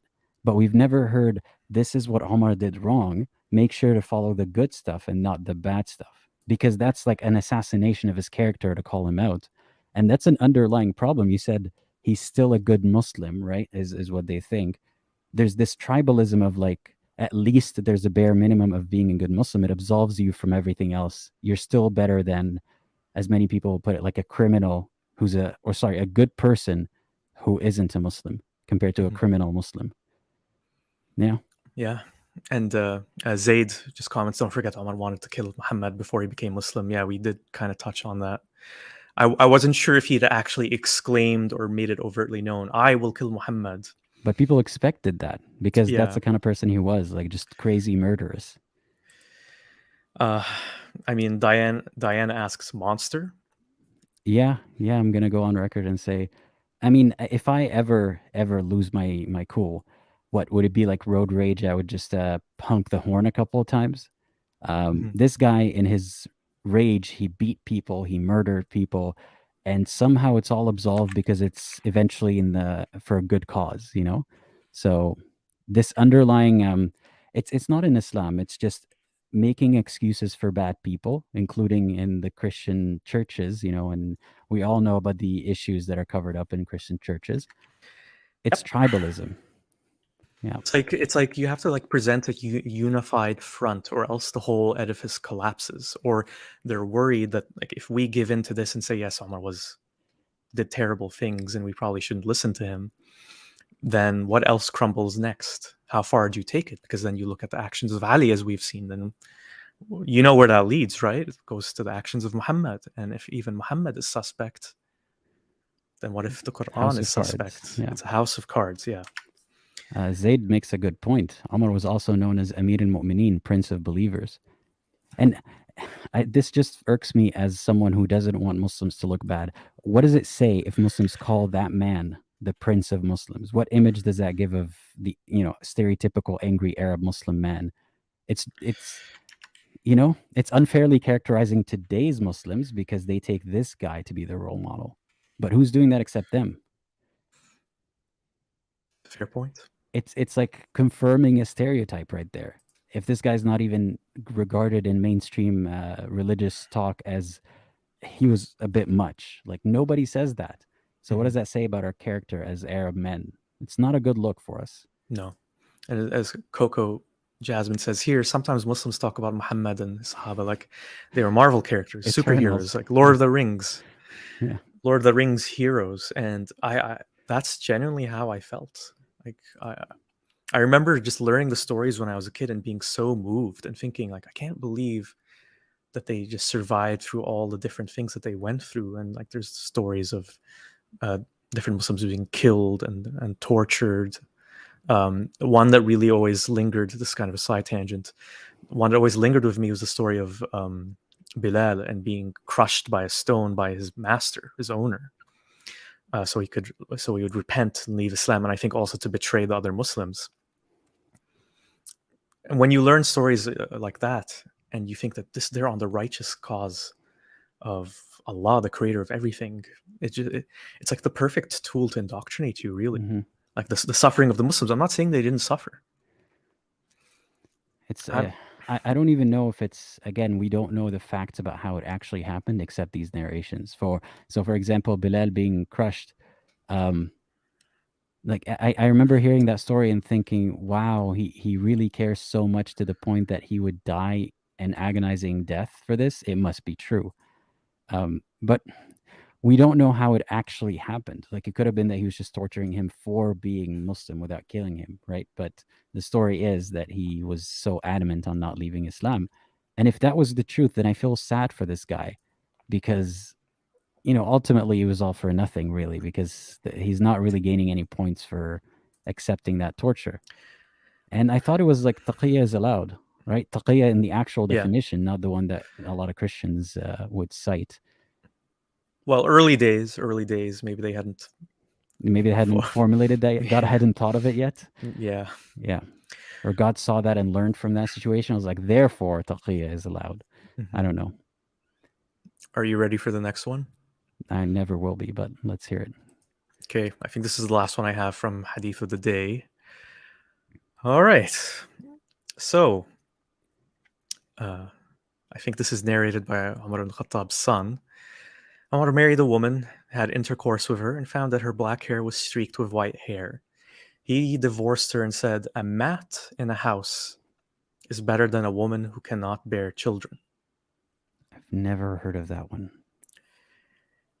Yeah. So, the thing obviously that lingers with me is that a mat is in a house is better than a woman who cannot bear children. I'm going to repeat it again. Put yourself in the position of that woman. One of the most powerful men in Islam marries her and then disposes of her because she's too old. Who else is going to take her at that point? Yeah. And if you just go a little bit further, then you'll see that Omar's objective is having as many great numbers as possible on the day of resurrection.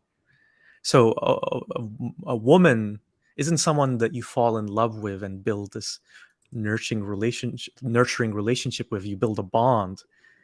She's a baby factory. This is what this is showing. Didn't he? There was a hadith about him beating his wife in front of someone else. I did. I think I did know about that one, but I couldn't find it. So I have heard of it though. There's this reminds me of a hadith. I can't quote it off the top of my head. I've been looking for it here, but the Prophet, someone had married a woman, and the Prophet said, wouldn't it have been better for her to be a bikr, like a younger girl, tula'ibuha wa tula'ibuk? You're more, I don't know what the word is. You're more playful with her, and vice versa. Muhammad was advising marry younger, which is pretty damning. And in one version, tu'allimuhunna wa tu'addibuhunna, you teach them and like make them learn manners from you, which is subservience basically. So to see that confirmed by Muhammad and his right hand man is disheartening. And I didn't know about this hadith. I'm kind of disappointed that I never knew about this hadith. Yeah, and I'm just gonna, as we just talk, I'm gonna just show it in Arabic as well. That's the thing I accidentally pulled out earlier. Yeah. It's from the same collection. Where is it? Okay, here it is. Yeah. So the thing is, for anyone who's an Arabic speaker, it just sounds so much more brutal in Arabic when he says a mat in a house is better than a woman who can't birth. Hasirun fi baytin khayrun min imra'atin la talidu. Isn't hasir made of like dead twigs and stuff? I think it's like essentially a mat. Okay. Like it's not even like a nice little carpet or a rug. It's just like a throw, like a mat. So just I mean, I'm not sure, like from this context, if he said it in front of her or if he just exclaimed it to his household. To his friends. or to his friends at the hangout. Well, I treat my Aladdin's magic carpet better than he treats his wives. What the hell? Yeah. I would never compare a woman to that. Like, what the hell is wrong with you? Yeah. So I'm just imagining him saying, "Oh yeah, I got a divorce, another divorce the other day. Don't worry, I married someone else already. It's just, yeah, we were fooling What's wrong with around." your ex-wife? She had gray hair, man. She had gray hair. She didn't even want to like cover it up from me. How She dare she? obviously can't bear children. She has gray hairs, and I have to breed as much as possible. You know what pisses me off a lot about this is I feel angry at myself because when you hear these people like who are clearly just they don't really care about I don't know how to phrase it. People who are just against Islam for all or no reason, like they're just here to crap on Islam and Muslims by extension. They always quote things like Muslims are here to take over our country, and they're kind of like trying to outbreed us and stuff. And then you see precedent for it in Islam, and I'm angry at myself for being even conflicted because I know Muslims in real life, that's not how they operate their day-to-day life. However, there are elements from this remnants in day-to-day culture that we blame on culture today. And to see justification for it by, the companions of the Prophet, one can say Muhammad would advise against that. But where was Muhammad when this was written down? Like, this is in the same sources that we get Muhammad's wisdom from. So it irks me. And someone in the comments, I think, says they found the I sent you hadith them in the private chat. It's All right, a let's list, take a look. a couple of them. Yeah, it's Okay. If one could just talk on and on and on for about everything wrong that Muhammad and Sahaba did, and a lot of people, unfortunately, would still find a way to justify it or dismiss it. Because once you're on that thought process, like these people are great, Muhammad is great, nothing can change your mind. For some people, it's nothing. That's why I don't bother, to be honest, trying to change people's minds. I just present what I have and give my commentary, and if they're not convinced, well, to each their own. Yeah, and I have it pulled up here.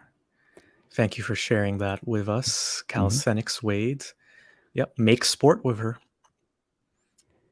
It's تلاعبها. There's another one that I sent, the second link that I sent. It's a bit longer, but that one explicitly says you teach her, like you raise her, you raise your wife if you marry her young. It's like they're spelling out grooming. They're literally telling you how to groom your wife. So yeah. Michael Knight, the troll in the comments, is saying Muslims don't follow your tafsir, troll. Is this my tafsir? Is this a tafsir at all? This is I mean, we're just reading. We're just exactly like what I try to do as much as possible is just read things at face value. And when we do cite tafsir or a fatwa or an explanation, it's from Muslim sources. You think like we're pulling an Arabic word from the like a dictionary and coming up with this?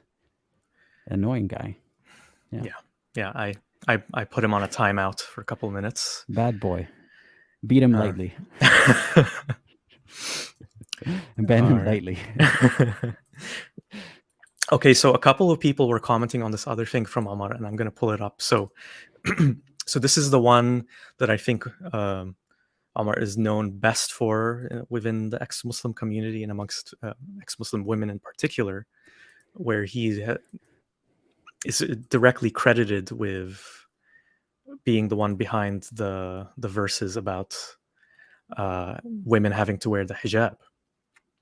I know the one you're talking about. Okay, let's pull it up if I can find it. All right.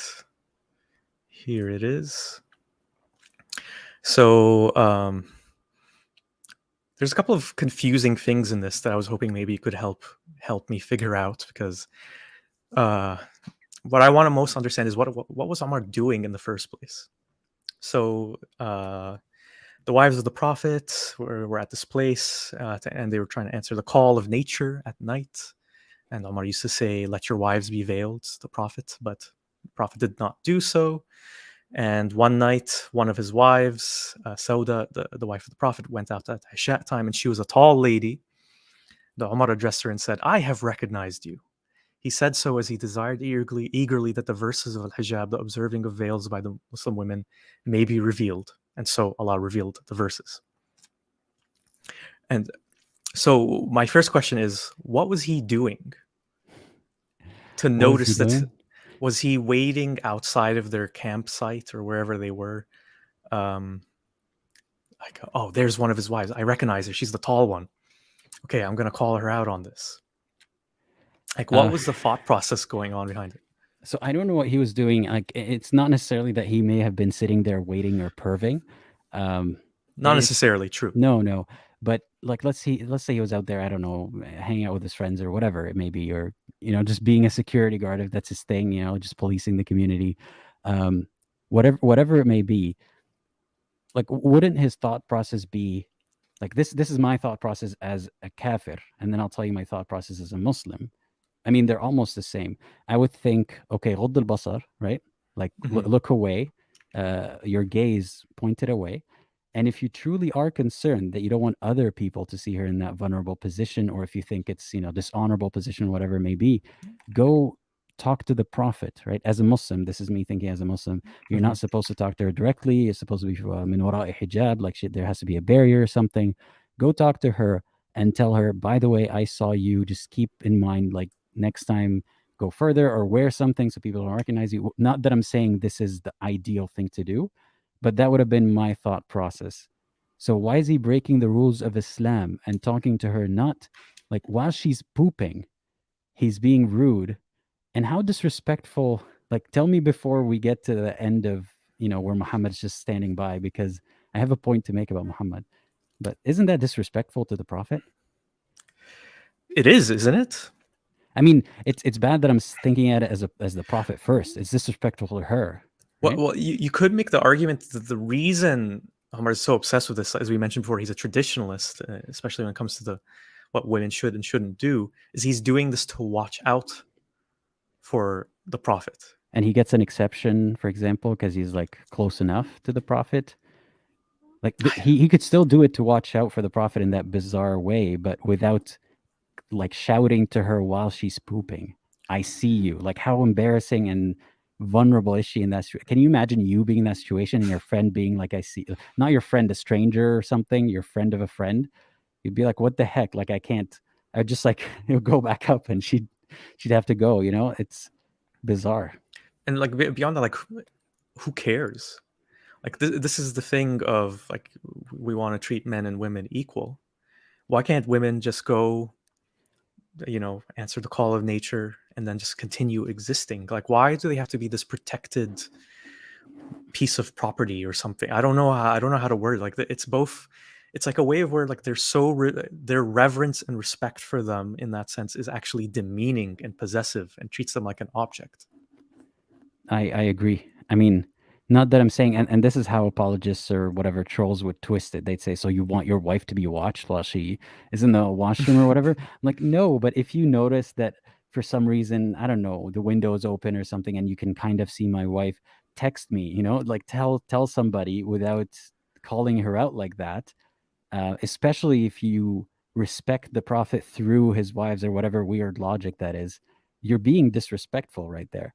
And the fact that Muhammad was just so spineless about it is weird to me. Like, he should have reprimanded this man and said, hey, like, don't do that again. Because that would have been a wisdom to learn for Muslims, right? That should have been in the hadith. And then the Prophet objected. Or the Prophet said, improve the way that you give advice to people.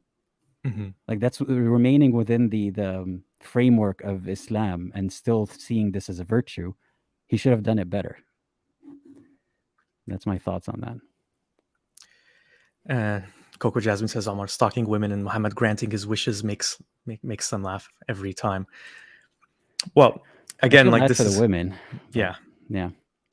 And Mietra says, I feel really embarrassed when hijab women say the hijab is so deep and spiritual and whatever, and this is its origin. So I will mention that this is one version of why the verses came to be. So this isn't the only one. There are some scholars that agree that this is how it came to be, or it was partially the reason why it came to be. It was nagging by Umar. Like, this was one of the ways that he nagged Muhammad, right?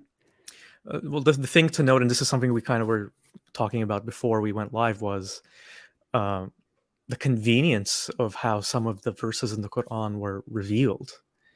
Uh, so when I was being taught Islam again in school, the way it was framed to me was, well, Al Rasul and his community would find the situation, encounter this problem, and Allah would like reveal something at its due course, at its proper time, to help guide them. And so, in that sense, it was all part of this plan of revealing this information so that Muslims will understand it in their context. It's like one of those interactive, was it Black Mirror episodes, where you get to like, I don't know, it's being revealed to you as you're going through it, I suppose, and that's the logic back then. Yeah. Yeah. I don't know. I was just laughing at this question. We Are you get guys that at a the lot. same? So that was something I wanted to address, because there were a couple comments on the live stream we did last week. It is totally a coincidence that our backgrounds look so similar. I think you mentioned it before, like a couple of months ago. Oh, we kind of have similar backgrounds. Yeah. And I never noticed it. But the other day was when you mentioned, oh, I think we have the exact same plant too. I was like, no, you're kidding. Yeah.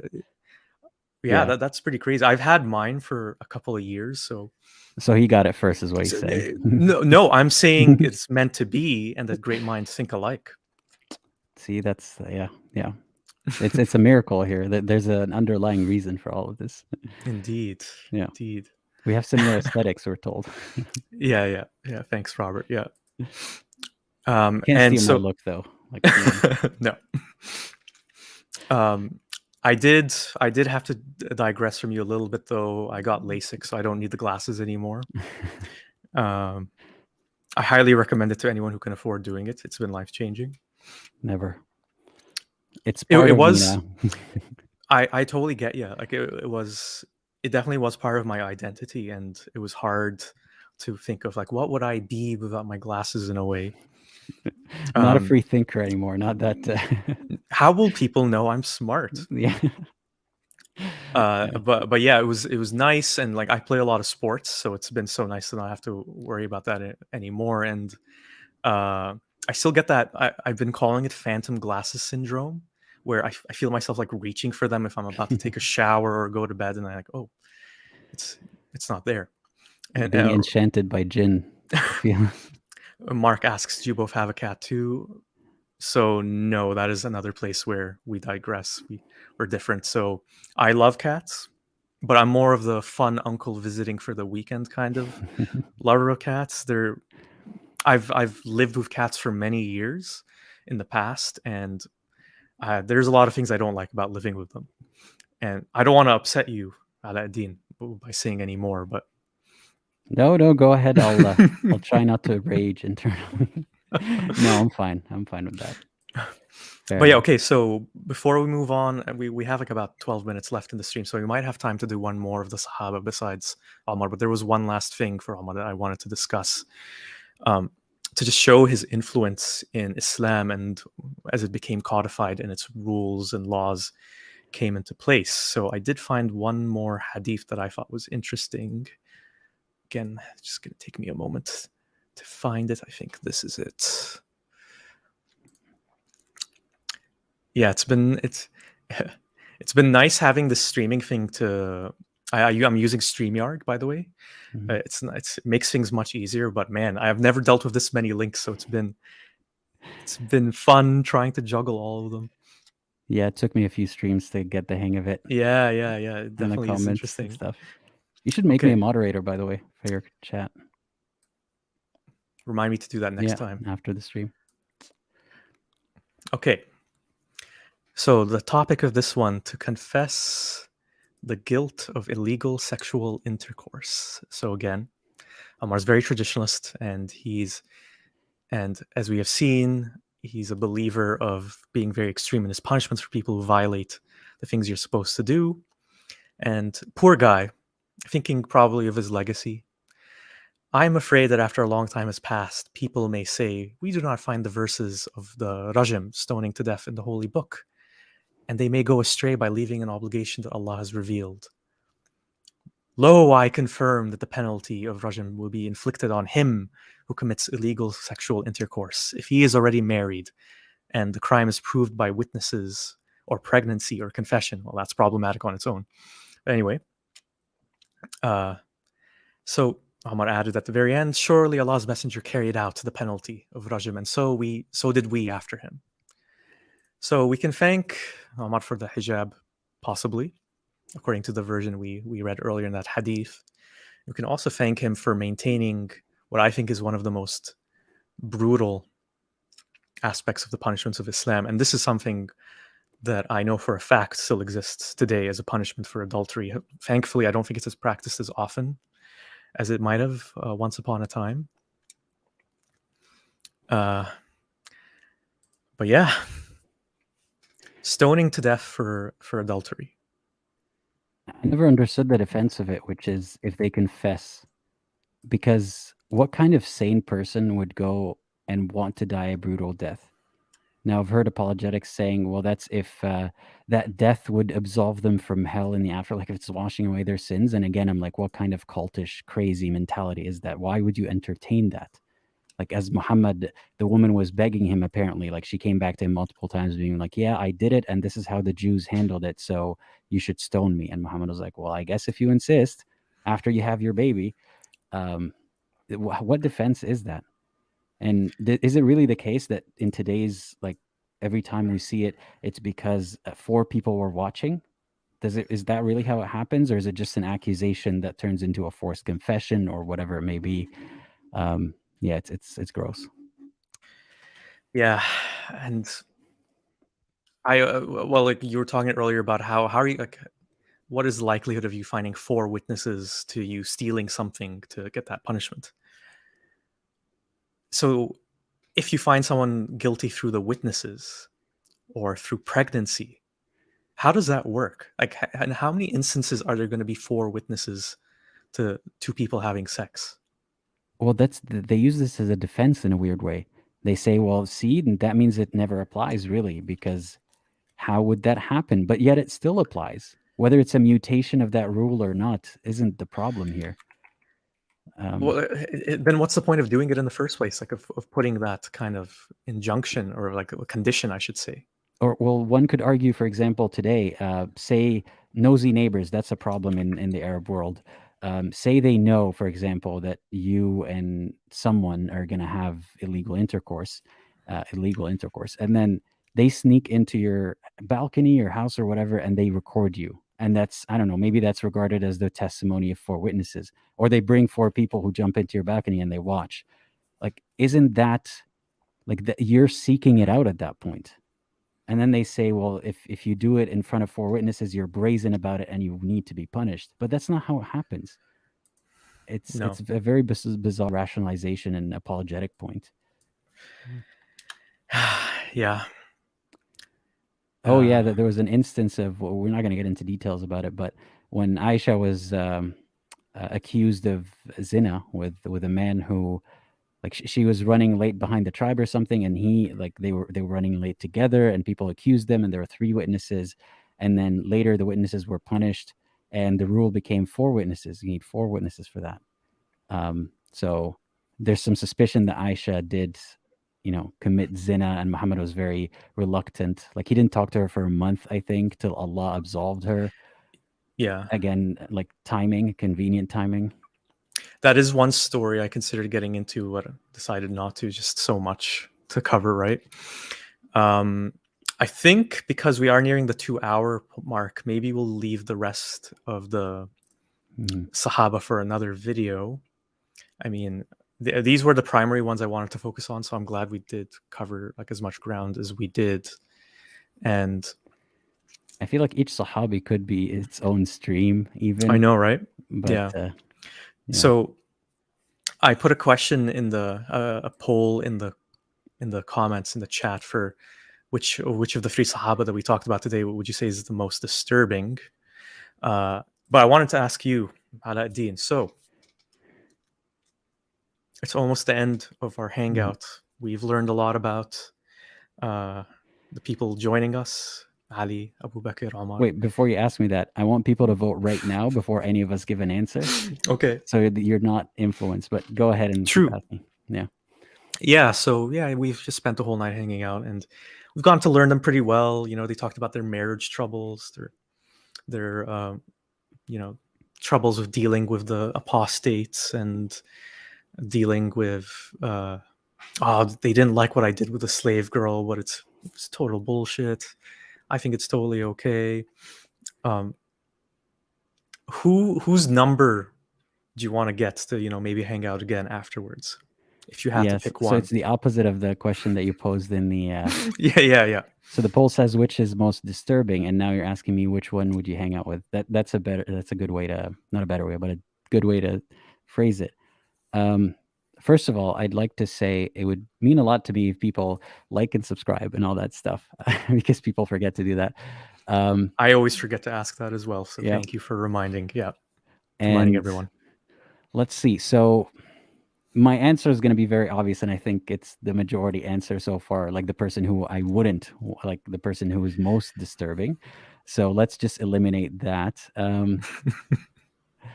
So okay, so this is gonna sound awful, but like Abu Bakr, what's his crime except being, a man who's following Muhammad and beating up his daughter every once in a while, which is like normal in those times.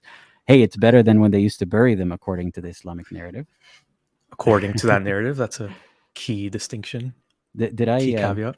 Have you heard about that? I mentioned in one of my streams is there was some. It's not necessarily hadith, I think, but there was this narration about how the Arabs back then would say to a man, "Congratulations," when he had a daughter, because that meant he can take her mahr of camels or whatever it may be and become richer. Sweet.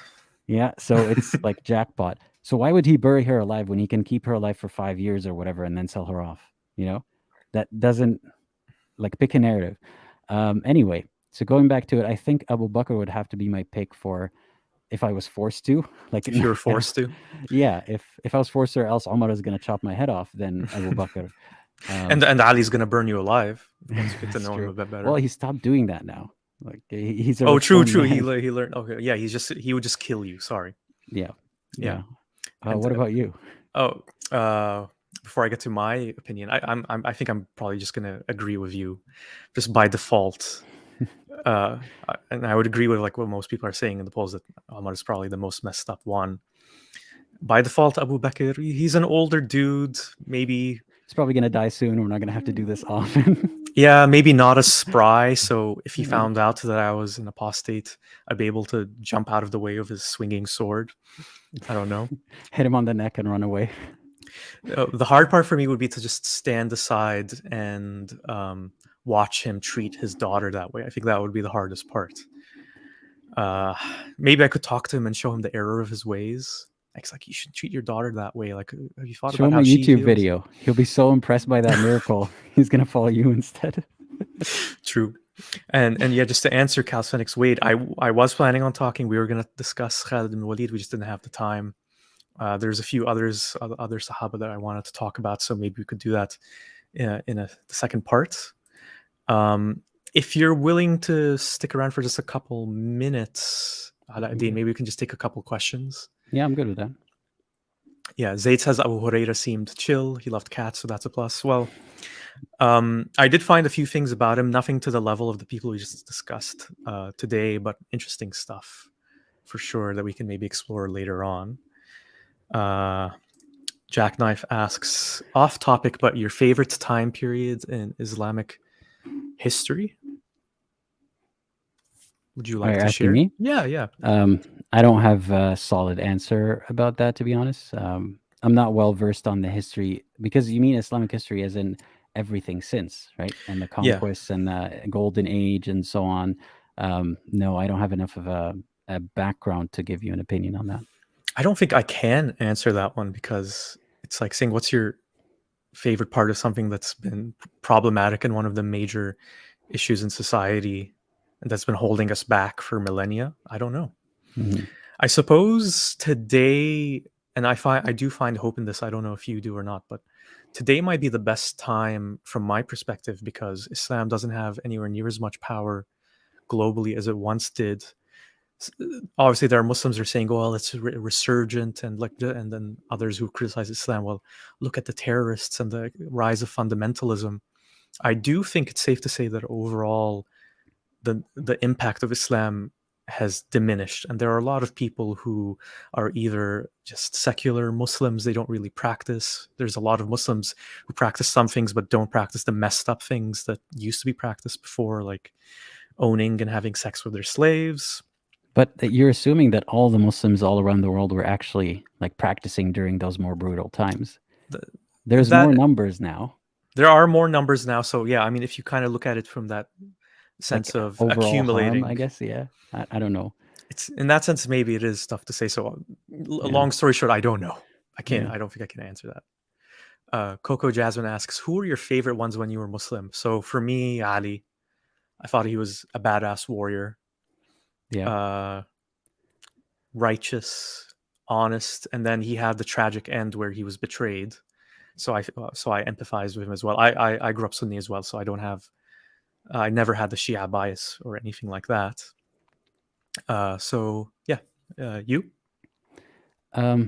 Well, this is gonna sound weird, but he's not a Sahabi per se, but Abu Talib, the Prophet's. Well, he's not my favorite, but the Prophet's Oh, uncle.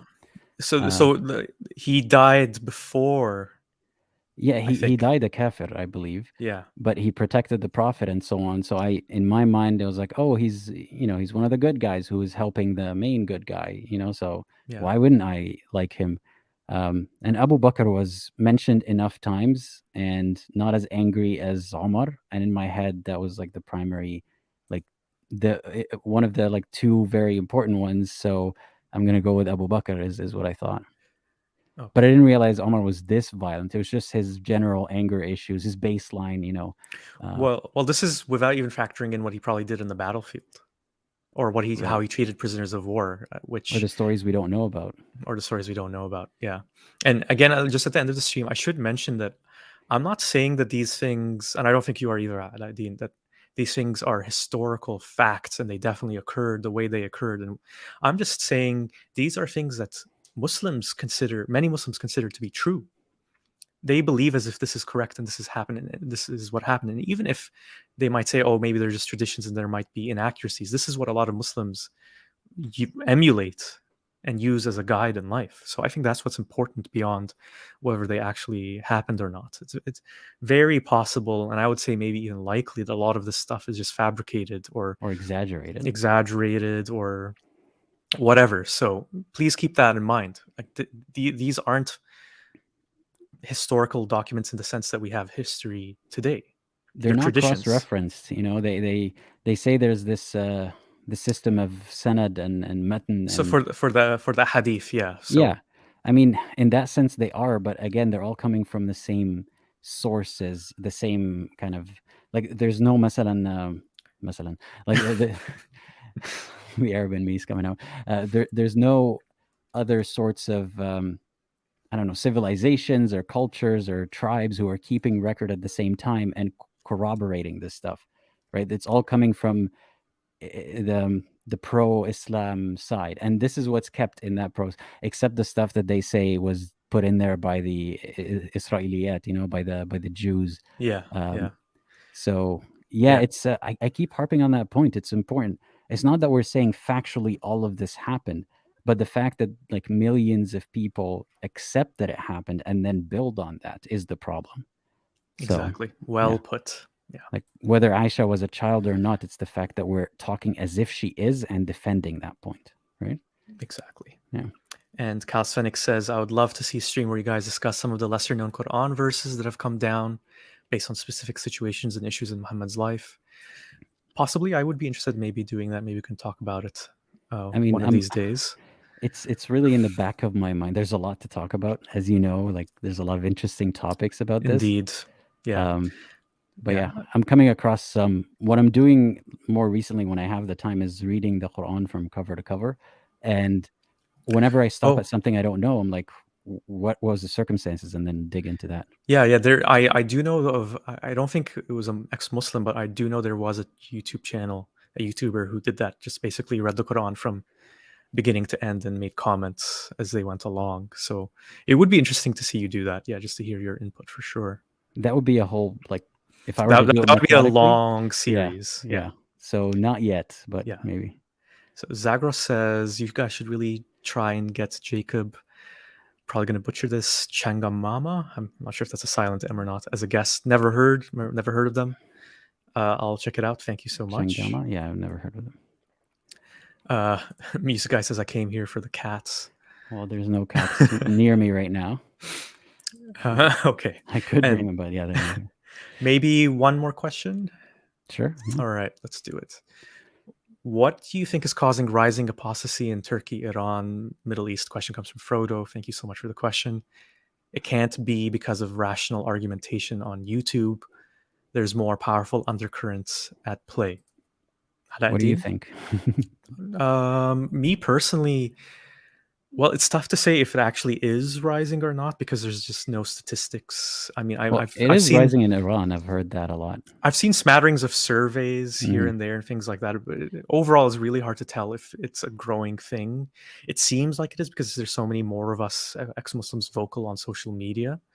But let's say it is increasing, which I think it most likely is. It definitely isn't just because of things like you and I are doing this live stream. I think we've just reached this era where, and this has been happening for a long time, where rationality and critical thinking is, and maybe a bit of that postmodernist skepticism about what our traditions are and what our parents teach us and what we've always been told. I think those things combined have led people to have more open minds to actually look into what's behind their beliefs and why they believe what they believe. And we've just the abundance of information available online today, YouTube, or just simply Googling things. People are able to discover things that they maybe didn't have access to even just 30, 40 years ago. I agree with that. I think access to information is one of the biggest factors. And be that information through like conversations like these or different kind of conversations, or just factually relaying information, or disseminating information in different formats like jokes or otherwise. Because I think satire and humor, the use of it now, that it was not possible back in the day, because where would you share that information? Like chain emails, but then you got to make sure that nobody along the chain is a rat, Now you can do it a little more. Well, there's a lot of rats, and I keep getting threats, but now you could do it a bit more openly, and people start thinking because of these jokes. Yeah, that's definitely part of it. But if they're asking why is it amplified in some of these countries and not others, I don't think that's because of access to information per se. Like, it's not that Turkey and Iran have better internet or something. I think it might be, and again, I'm no like anthropologist or historian or something, so this is me just hypothesizing. I think it may have to do with external factors that show them either like exposure to non-Muslims, like in Turkey there's a lot of exposure to other cultures and ways of thinking, and that gets you to revisit your own. It's not that you're being necessarily influenced by the other. It's more like when you have to justify it to someone else, or you have to justify it to yourself, that's when you think. And or in the case of Iran, when a regime is like, let's not deny it, it's applying a lot of Islamic elements. If you want to argue overboard maybe or overdoing it, that's a different argument, but it gets them thinking about the source of this. Okay, sure, like say they're beheading for the wrong reason, but why are we beheading at all, and what does Islam say? And that's one avenue into looking into it. Yeah, for sure. I completely agree with you. I think it's important to note that for all the detriments of globalization that we've seen, I'm not a huge fan of capitalism or anything like that, but I think one benefit has been that we're just interacting more with each other. It's easy to travel.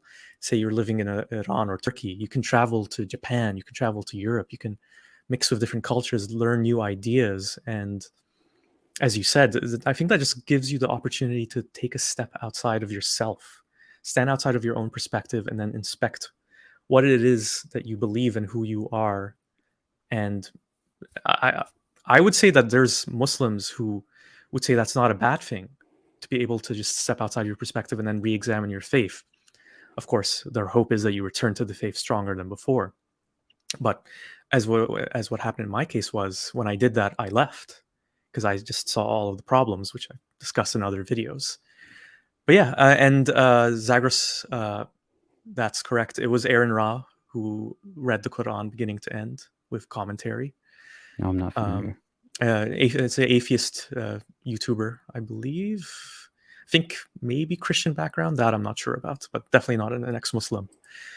But yeah, so thank you so much again, and everyone, for watching and for all your questions and comments. I know there's a lot of stuff we didn't manage to get to from what we wanted to cover, which hopefully we can do in a future video. And there's a lot of comments and questions from you in the live chat that we didn't get to. Let's see what the results of the poll. The poll was.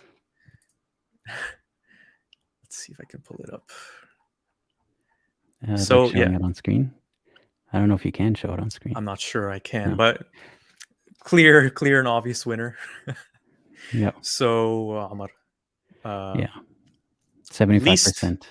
Least likely person to want to hang out with, most disturbing of the Sahaba that we talked about so far. Unless you're the kind of person who's interested in the disturbing and you want to hang out just to psychoanalyze him, then those are two different questions. But we're assuming self-preservation is a factor. Yeah, proceed with caution. I mean, I'm just imagining if Ahmad actually came to today and he saw us and started talking to us, he might be grabbing a knife in the kitchen pretty quickly. No, it's not might. He would have that knife with him already. Yeah. He would be the one in the troll in the comment of like 5 different accounts. And like, I know where you live, and yeah. Who knows? But actually following up. So thank you everyone again for joining, and if you haven't already, please subscribe and like this video so more people can find it. And I'll be back with another video soon. You can let us know if you want part 2, but not in the live chat, in the comments afterwards. In the comments, yes, please do. You can follow Aladdin as well. His YouTube channel is called Apostate Aladdin. I think I have the link in the description as well. And enjoy the weekend, everyone, and we'll be back soon. See ya.